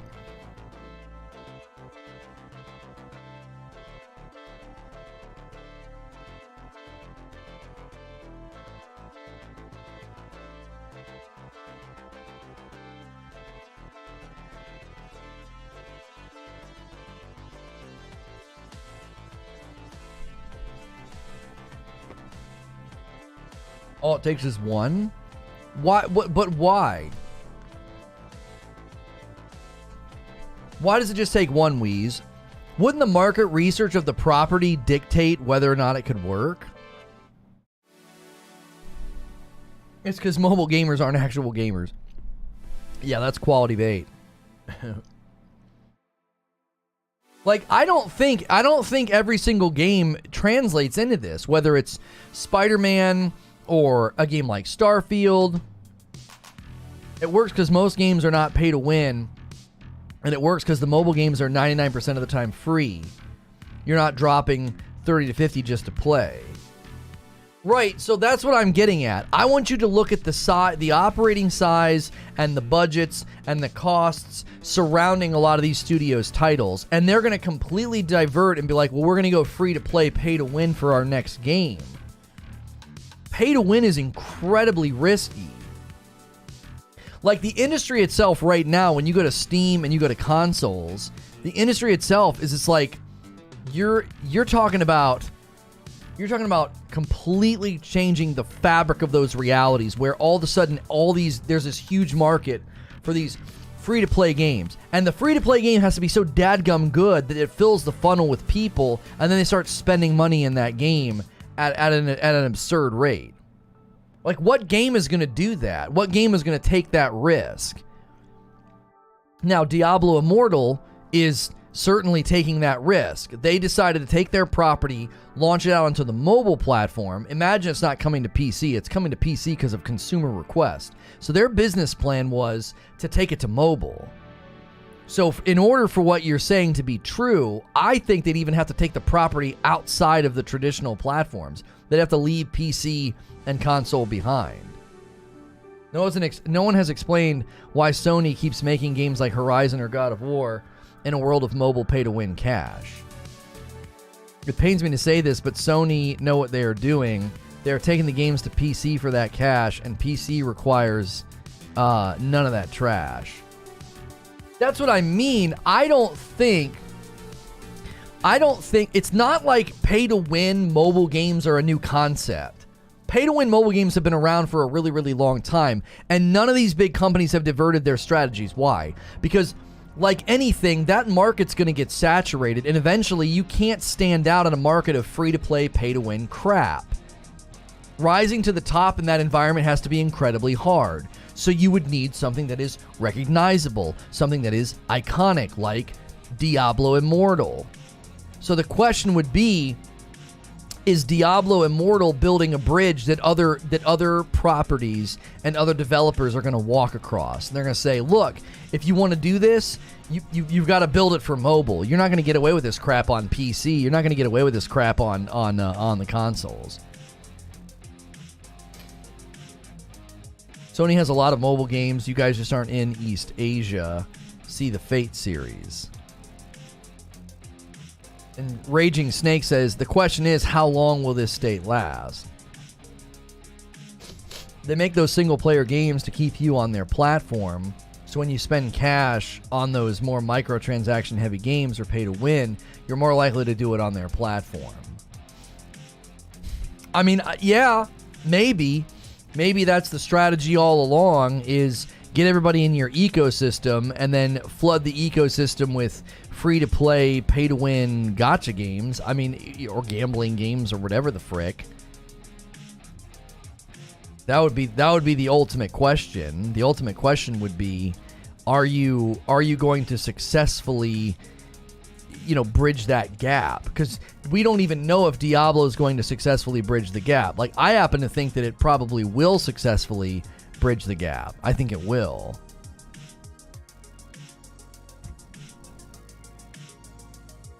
Let's not talk about the fate of Grand Order, the kind of menace of free-to-play, pay-to-win gacha games.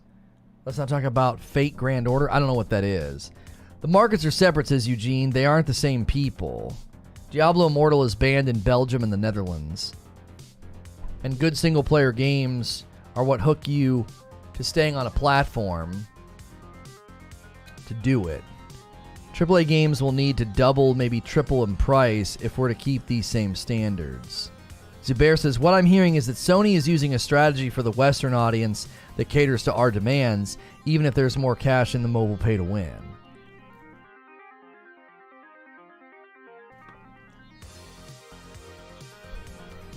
Yeah, I'm with Eugene. I think the markets are so separate. I don't necessarily know if the gaming industry is under threat by this.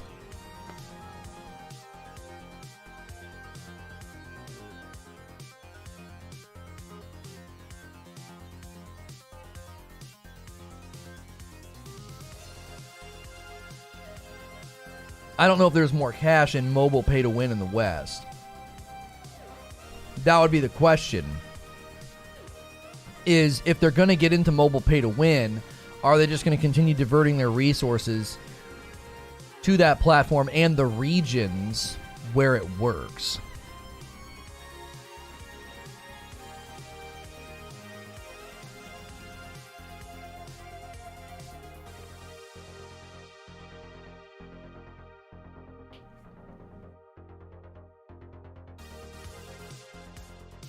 Yeah, I agree with that, Distorted. I don't think people are going to pay double and triple price for full price games. Fate Grand Order is an anime waifu card fighting game based on the incredibly popular Fate Stray Night visual novel. It's the king of free-to-play, pay-to-win gacha games.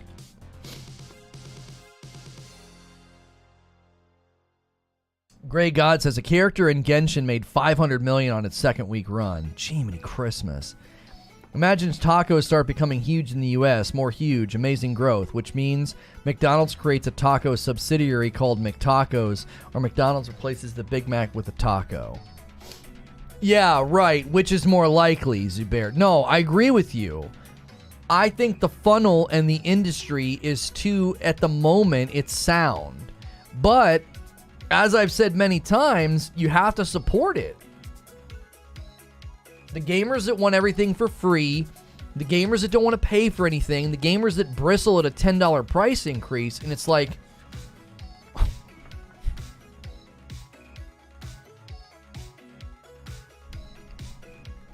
Publishers and devs are going to look at the market.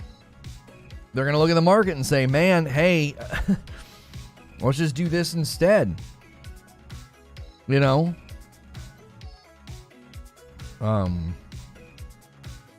Right. And okay. For years, the UK had a shortage of nurses. Why? Because they all went to the USA for more money. Game devs are no different. I just don't know if... I think there are big franchises, and not necessarily even bigger franchises, but there are companies that are so large and so interwoven into the current markets. I don't see them diverting. I could see them, kind of like what Zubair is saying, I could see them slicing off a portion or expanding and getting a team to make mobile games, sure, to subsidize the bigger titles, but I don't know. Here's the dilemma, is that if they all do it and divert, they're turning their back on existing revenue streams and existing companies and funnels of revenue. And beyond that, you're going to oversaturate the market. Like right now, let me ask you a question. Right now, why is Steam not overrun with free-to-play, pay-to-win games? Why? Why is it not happening? Any little indie developer, any little game right now could be saying, hey, you know what? Let's just flood Steam with free-to-play, pay-to-win. Well, number one, I don't think it would fit that audience. And number two, I don't necessarily think it would even work because it would overwhelm the market with something being almost identical. It's like, well, everything's free-to-play, pay-to-win. And so when everything becomes free-to-play, pay-to-win, how do you stand out?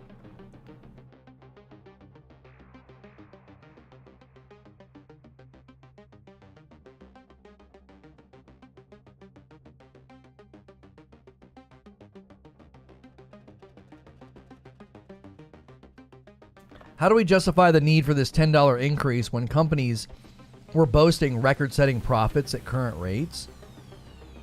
What companies were bragging about that? Which ones? And were they publishers?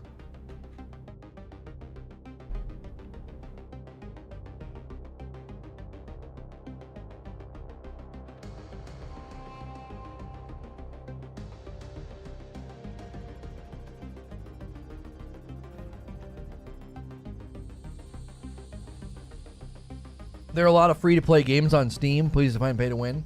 No, Driz. Maybe I didn't make my point as clearly as I should have. Steam is not overrun with free-to-play games that are pay-to-win. Yes, there are free games on Steam. There's a lot of them. I bet you some of them are pay-to-win. I bet you some of them are. However, that's not all there is. Like, that market hasn't turned into that. The presence of free-to-play, pay-to-win games has not transformed the Steam marketplace. It hasn't.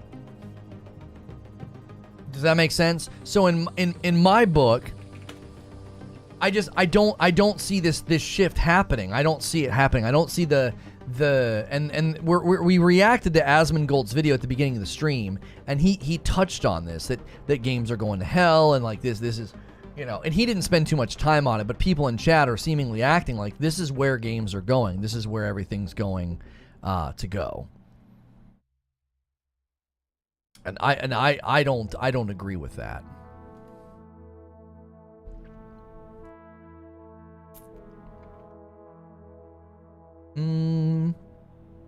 Nice thumbnail. Lowest good creature. I think in the long run, people will make more mobile games with no pay to win, and better quality trash will die out.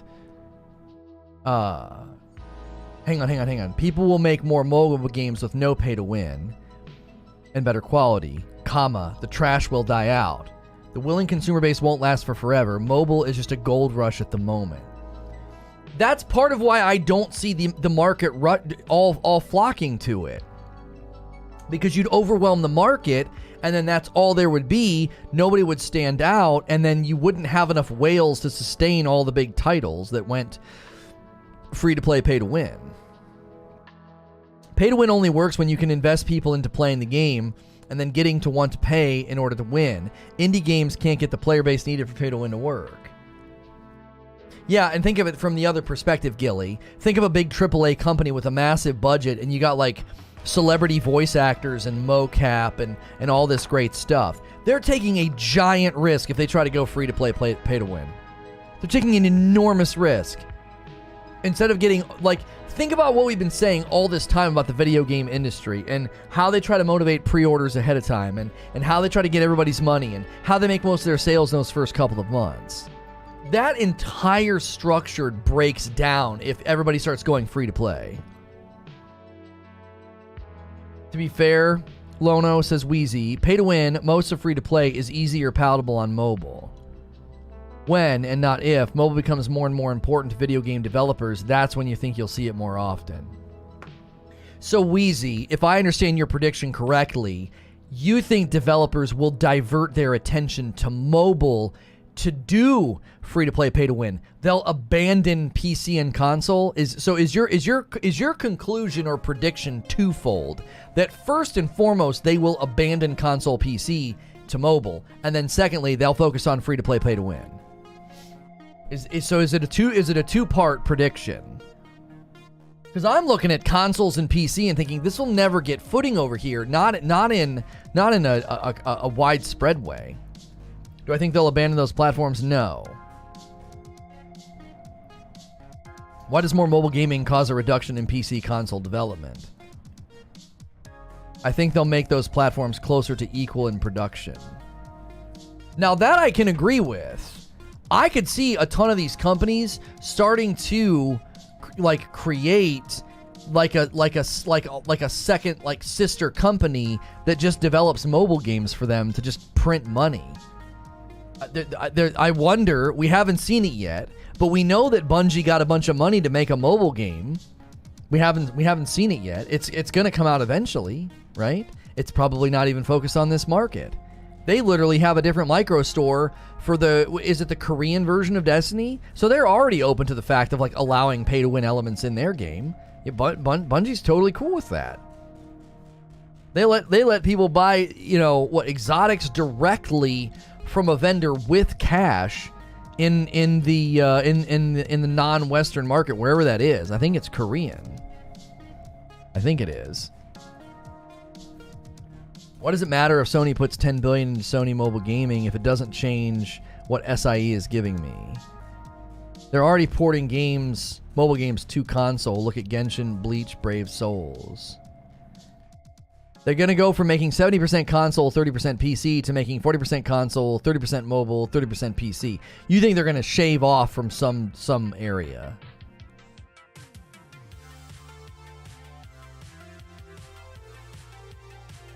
Yeah.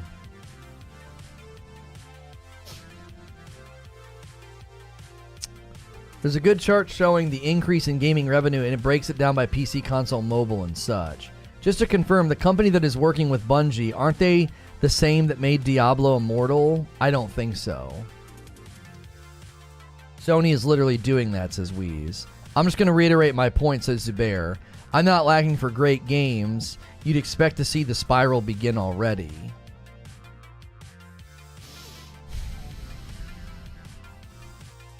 Maybe. It might be really slow, Zubair. It could take 10 years. It could take 10 years, and even then it might not be measurable, because if they don't completely abandon console and PC, it might not even be that noticeable. It's a South Korea gaming cafe, but it's not permanent. It only works in the gaming cafe. It doesn't stay on the account. Also, I don't think that's a thing anymore. Oh, did they remove that? Sony's presentation doesn't indicate a reduction in console game output, says Eugene. It indicates an increase in the others. It's kind of hard to make such a definitive statement. Yeah, like that's where I don't necessarily know if you'd see the spiral right now. It could legit take a long, long time. And even when it finally becomes evident, it might not be this big dramatic thing. It might not be this big dramatic thing. It could literally be, yeah, it's clear Sony's investing in the mobile market, but it hasn't taken away from what we're doing. I think NetEase has got something to do with Bungie. They got money from them.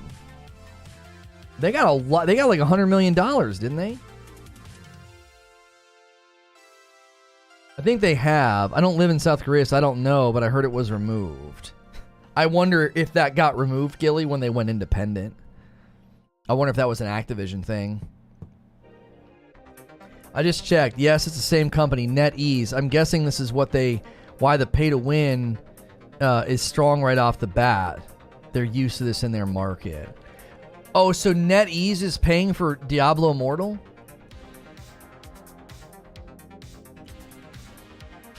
Diablo Immortal publisher. Are you sure about that? I'm not seeing NetEase associated with Diablo Immortal at all. Blizzard is being attributed as the publisher. I wasn't sure if there was like a joint publishing rights or something.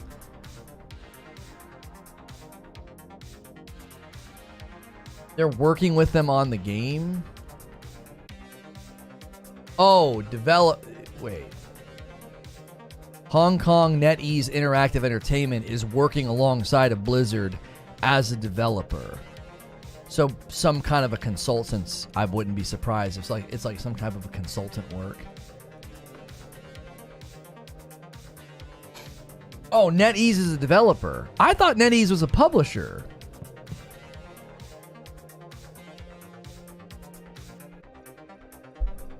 In 2020, mobile made more than all of the other revenues combined.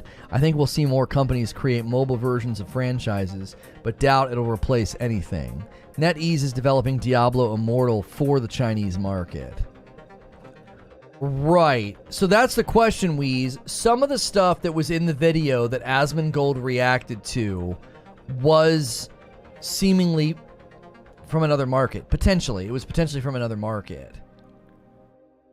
So we could be looking at a potential difference. Now, Asmongold pointed out that Lost Ark in South Korea actually has access to more of the stuff needed to avoid pay to win or pay to progress.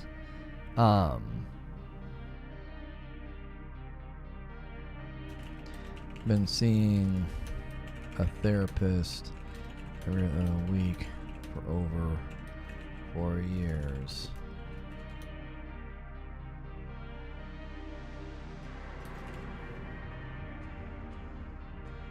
Basically a must for me. I want to thank y'all. Good discussion. No headaches today. If we were getting Diablo Immortal and no Diablo 4, I would agree with Wheezy, but we're getting both of them. Right. And here's the thing, Zubair. I don't think they're saying it's happened already. I think they're saying that... I think folks are saying that the fact that there's two right now, one of each, doesn't mean it will always be the case. That's the idea.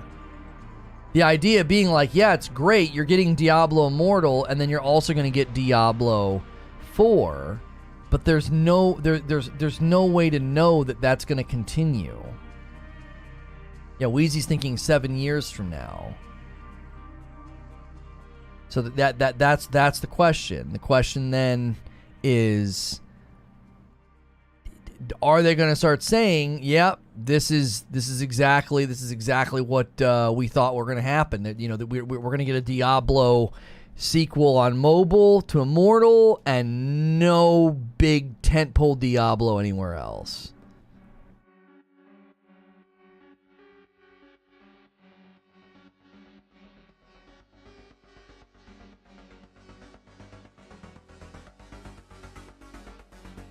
Yep, look at the new Torchlight they are making.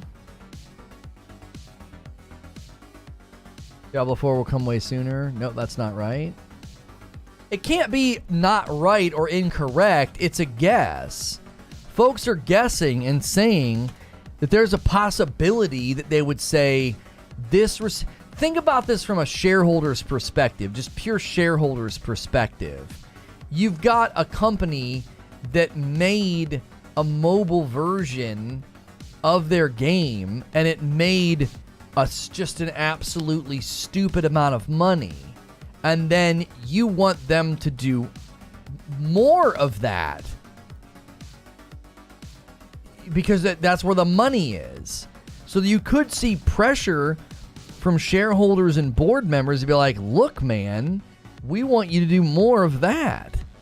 That made way more money than the PC release or the console game or whatever in the heck else you were building.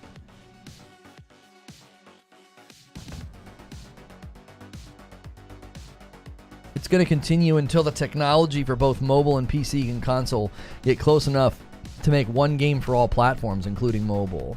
I've never played a single Diablo, but I spent a lot of time in Warcraft. It just never floated my boat. If you guys are tuning in for my Asmongold Diablo Immortal Pay-to-Win reaction, I did it at the beginning of the stream. We're dipping our toe into reaction content, but we want it to be very discussion and dialogue oriented and not just sort of like, we don't want to be lazy. So similar to what Asmongold does, like pausing the video, reacting, interacting. I expressed an interest in maybe doing content like this once or twice a week, and people really requested me to react to his Diablo is 200% pay to win video. And I didn't realize it was going to be like a reaction-ception. I didn't realize that his video was a reaction to another video. So we kind of went full meta today of like reacting to a video of him reacting. But that is at the beginning of the video. Probably the first 45 minutes to an hour is me watching that video and reacting to it. We have now spent the last almost hour just debating it, discussing it ourselves. We have definitively concluded, along with Asmongold, I agree with him, that it is very much pay to win. Diablo Immortal is pay to win. And we have a poll at the top of the chat posing the question. Diablo Immortal is clearly pay to win. Will you still play it? It's breaking down into like a 56 to 44% split. And no is winning. No is winning the day.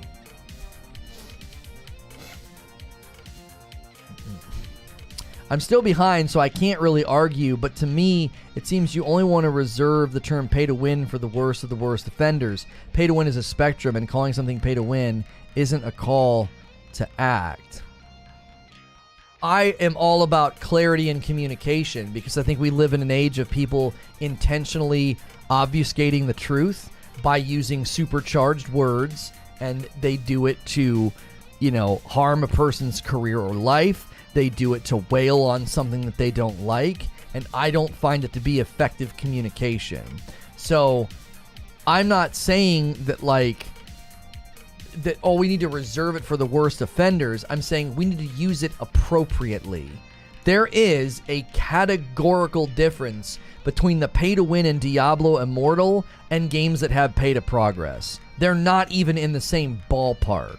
And for you to say that, Warframe is pay-to-win, and then you have to spend all this time qualifying what you mean, I just find that to be such a fruitless argument. Just call it pay-to-progress. Everybody knows what the frick you mean when you say that. Nobody hears you say pay-to-progress and is like, what do you mean? It just lacks clarity. I can't... What? Pay-to-progress? Huh? Can you explain that? But when you call every single game with pay-to-progress elements pay-to-win, and then you also look at the egregious pay-to-win in Diablo Immortal, and you're using the same term, it's not effective communication. It isn't. I don't think it's helpful. But if it's pay to win and it's no secret, isn't that okay if someone's okay with that? Some people are quite okay to pump money into a free game.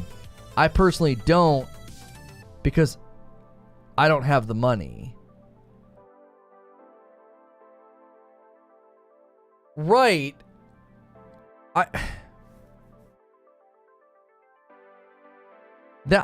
think the issue is that if you're not going to partake, does it really matter?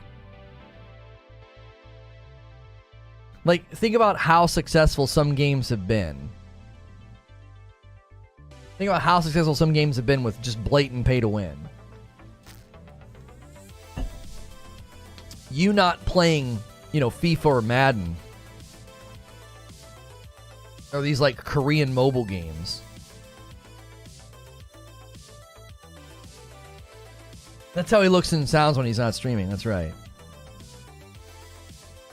You can't buy gear or weapons. It's only gems. You talking about Diablo Immortal?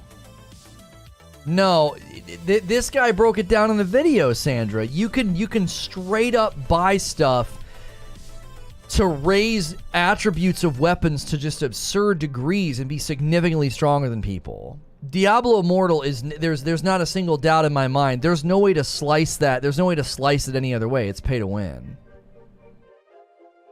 I found getting good gear with good stats more beneficial, so there's a grinding aspect for that, but the legendary gems are just too powerful.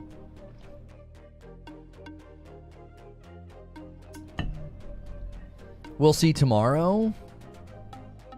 You can play the whole game for free.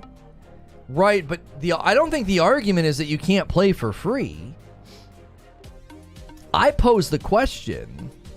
That was an old video. They made changes. Have they announced those changes anywhere in official capacity? How do you know that? Because he did that reaction just last week to that guy's video.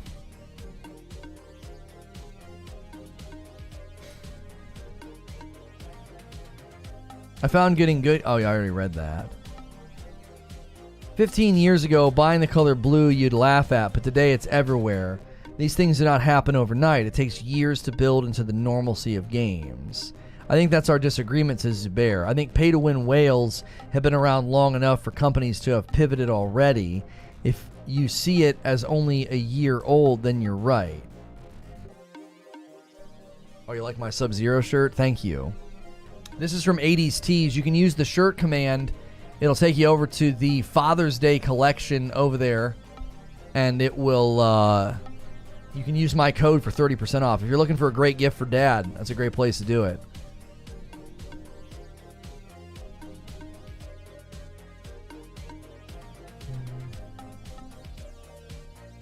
Do you know when the first major accepted in-game microtransaction happened? In Oblivion, Horse Armor. Fortnite has made cosmetics almost normal. How old is Fortnite? These changes take time. Yeah, I don't disagree with that principle that this 100% could influence the market, and 7 years from now, we're going to turn around and remember these conversations, and we're going to be like, holy frick, like every other game coming out is a free-to-play mobile game with pay-to-win. Because mobile devices are going to dramatically change. Like, we haven't even talked about that.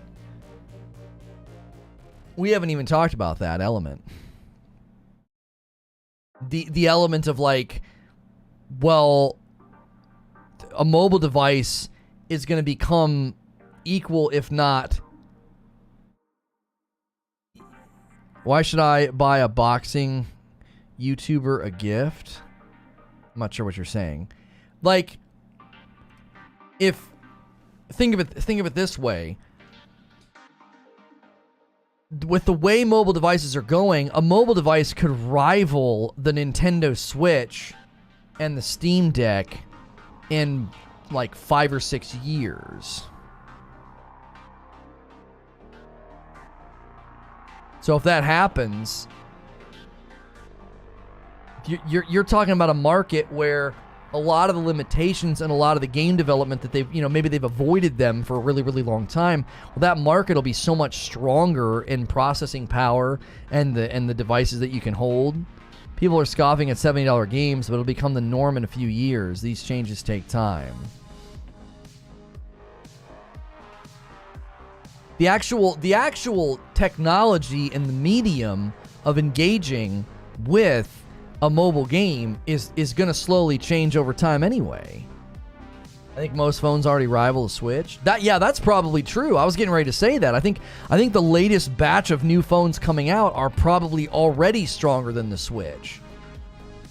As far as the processing and the screen resolution. Now, as far as a video, like as far as a GPU, I don't know. I don't know what kind of GPUs they're putting in these things. I've never researched it. Yeah, having a 120 FPS screen doesn't necessarily mean the GPU in there can like play, crazy awesome games. Maybe it can.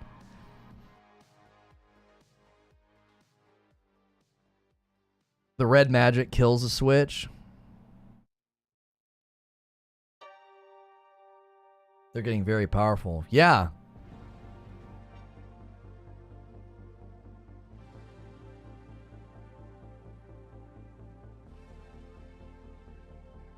Those are two different worlds. Come on now. I'm not sure what you're responding to, Troy.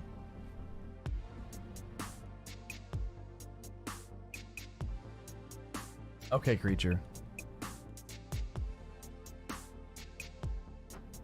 I wager that by 2026 or so, on average, mobile phones will have a similar power to PS4s and Xbox Ones. Kagadeko says, for real though, Genshin on mobile looks awesome. Looking at that, no other game has an excuse. Maybe I'm not seeing any evidence in the world of the gaming that I live in. Maybe you're seeing things I'm not. Well, I think the reason Wheezy gave the example with microtransactions, Zubair, is that if you look at Oblivion selling horse armor, when did they do that? Like what year? Like when did Oblivion release? 2006. So were they selling horse armor back in 2006? Is that when they started doing it?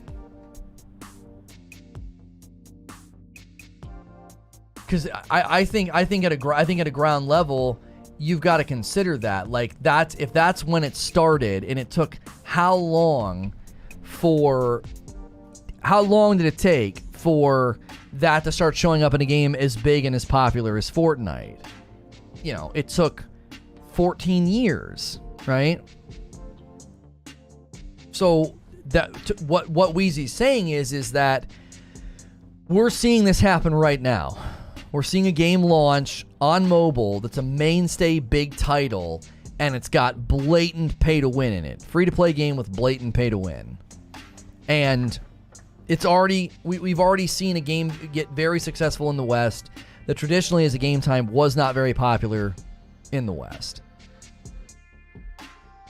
And so 7 years from now, 10 years from now, that's the question. If this is the horse armor, if this is sort of the beginning of this sort of a thing taking root and taking hold,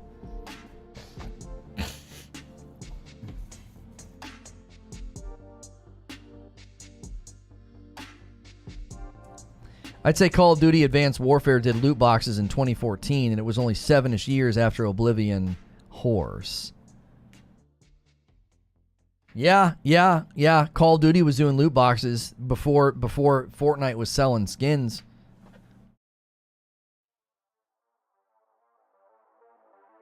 And it was the first mainstream to do loot boxes. It took 5 years to kill them.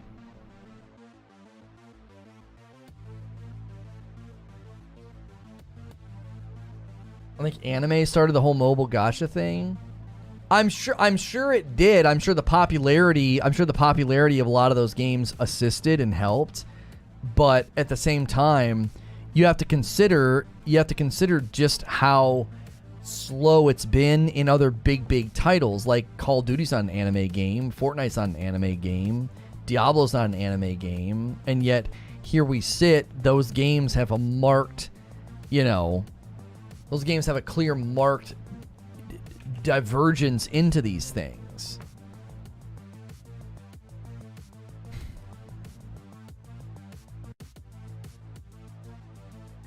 We're going multi-topic again?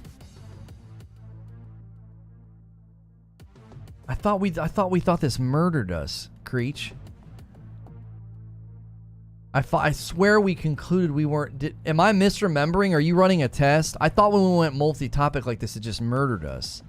I know we go multi-topic. I mean multi-topic in the title.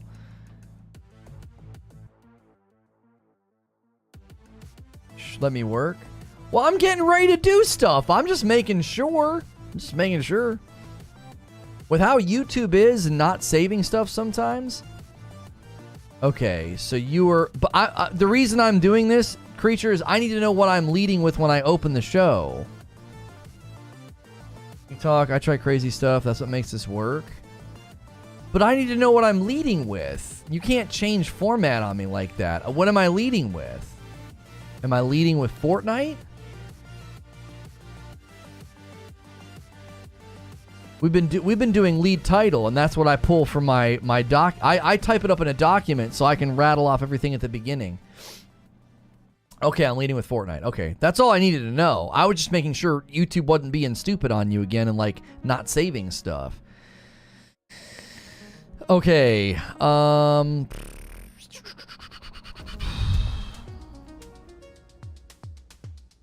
okay.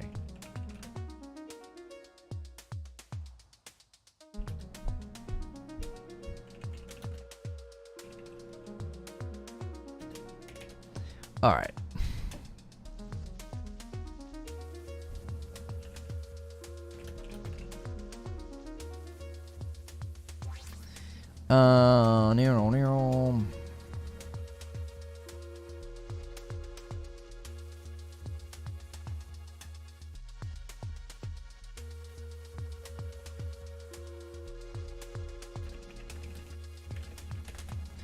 Has a Switch launch date. Oh, we're going three big. Okay. Excuse me. Creature's the captain now. No, I trust him with most of this stuff. I type up a document so when we go over to radio, I have my leads, and I went and looked, and I was like, huh? Okay, so that's what it's being called.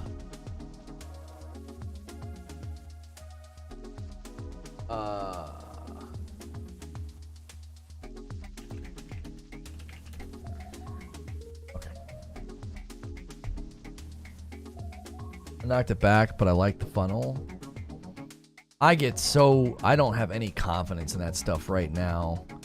We checked the big old YouTube channel and that YouTube channel recently, and every time you go multi-topic on the title, YouTube murders us in search. Like, we did it. I remember I went back, I looked at 8 different VODs. Did we just have a blip? We've been having blips all day. I went and looked at 8 different VODs on, oh yeah, I see it. I saw it. We didn't drop frames. That might have been Spectrum, though. We looked at 8 VODs on the big channel, and we looked at a couple of recent VODs, and I was like, yeah, YouTube doesn't like multi-topic for whatever the frick reason. We're going to get murdered anyway. Why not choose the method? No, I don't think so. I don't think so. I don't think so. All right, let me do this. That's like saying, you know, we're going to have a hard time running the race, so let's not. Let's take the long way. Why add time? Okay. All right, so we're leading with Fortnite. Let me get that open.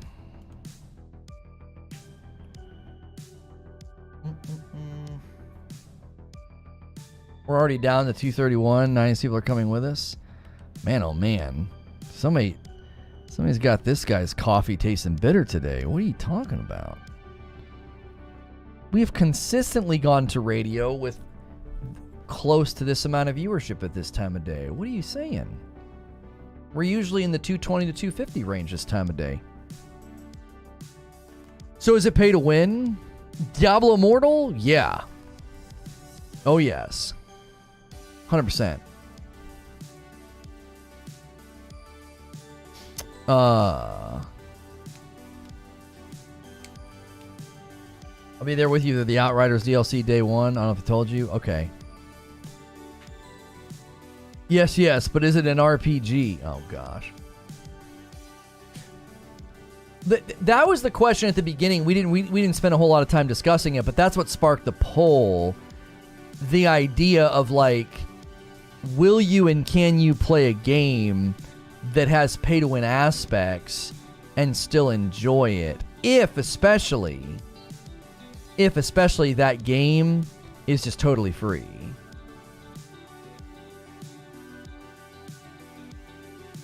My question is it going to be on Game Pass? It doesn't need to be on Game Pass. It doesn't need to be on Game Pass. It's free. Yeah, that to me is fundamentally the question. Like, can you still play the game and enjoy it? You know, I think you can. Personally, but I could see how other people would say no. I mean, I talked about that in the open. I talked about that when we were watching Asmon's video. I said, listen, I think somebody could make a pretty strong case that you don't want to even give them a data point. You know, as a free-to-play player, you're giving them a data point. You're giving them information. You're letting them study your behavior so they can look at, you know, player earn rates and trajectories and everything else. You know, I could see somebody making that argument. I don't think that's a very convincing argument. I don't think it's the most convincing argument, but I do think that one could argue when you go into those environments and you offer them even the most modicum amount of support, you're contributing to the problem. I don't agree with that, but I think somebody could make the case. Right? Somebody could make the case. I'll play the game. If I like the game, I'll give them $60 outside of that. They can kick rocks.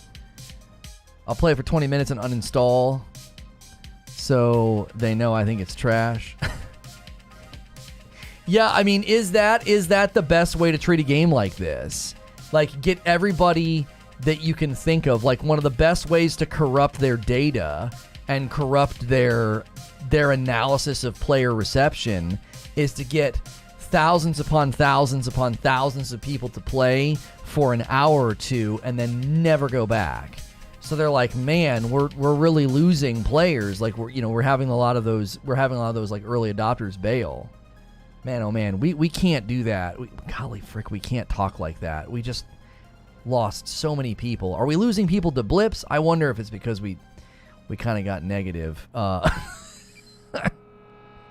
don't know what is happening on YouTube today. It's been so bizarre. We are hemorrhaging viewers. I can't think it's because we said we're getting ready to go to another stream. It was so tenuous. We barely mentioned it. Something else has got to be going on today. The viewer behavior is so bizarre today. We were having 80 viewer swings on the morning show. We were having 80 viewer swings. We would go down 80, hang out for a while, spike up 80, hang out for a while, down. I was like, what is happening? The game is not trash at all. I play mobile pay-to-win games. Yeah. I think the discussions have been great today. I expected low turnout today. I'm worried that YouTube is acting up. I'm like, what the frick is going on, man?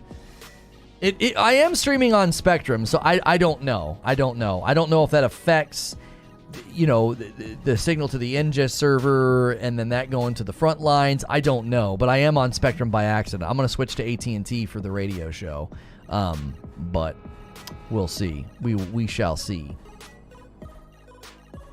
Still a holiday? No. I'm not worried about total viewership over the day. I'm worried about blips. Because when you lose 50 people in a breath, just like that, and then a couple minutes later, a lot of them come back, that's because everybody's refreshing because something happened. Does that make sense? And I've just been noticing that all day today. So, I'm not like, I knew going into today, I actually last night almost just took the day. I almost took the day off. Because I was looking at the topics and I was like, I don't know, man. And we're debuting our first reaction day on a holiday. But then I thought, you know what? We've never done reaction content before. We can test it in front of a smaller audience and just see how it feels,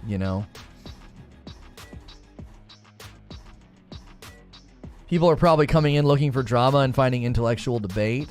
I would imagine that people that like Asmongold will have, I actually think they would appreciate our approach in this community. Nothing's better than bad. I don't think today was bad at all. I think turnout's been phenomenal. I think the turnout's been phenomenal. If we can pull what we pulled today on a holiday, I was very pleased. I was only bothered by the big drops and jumps because I'm like, because the biggest frustration I have with that is I don't want new viewers associating that with my channel, like, well, that guy's having all kind of connectivity problems when it's friggin' YouTube. You know what I mean?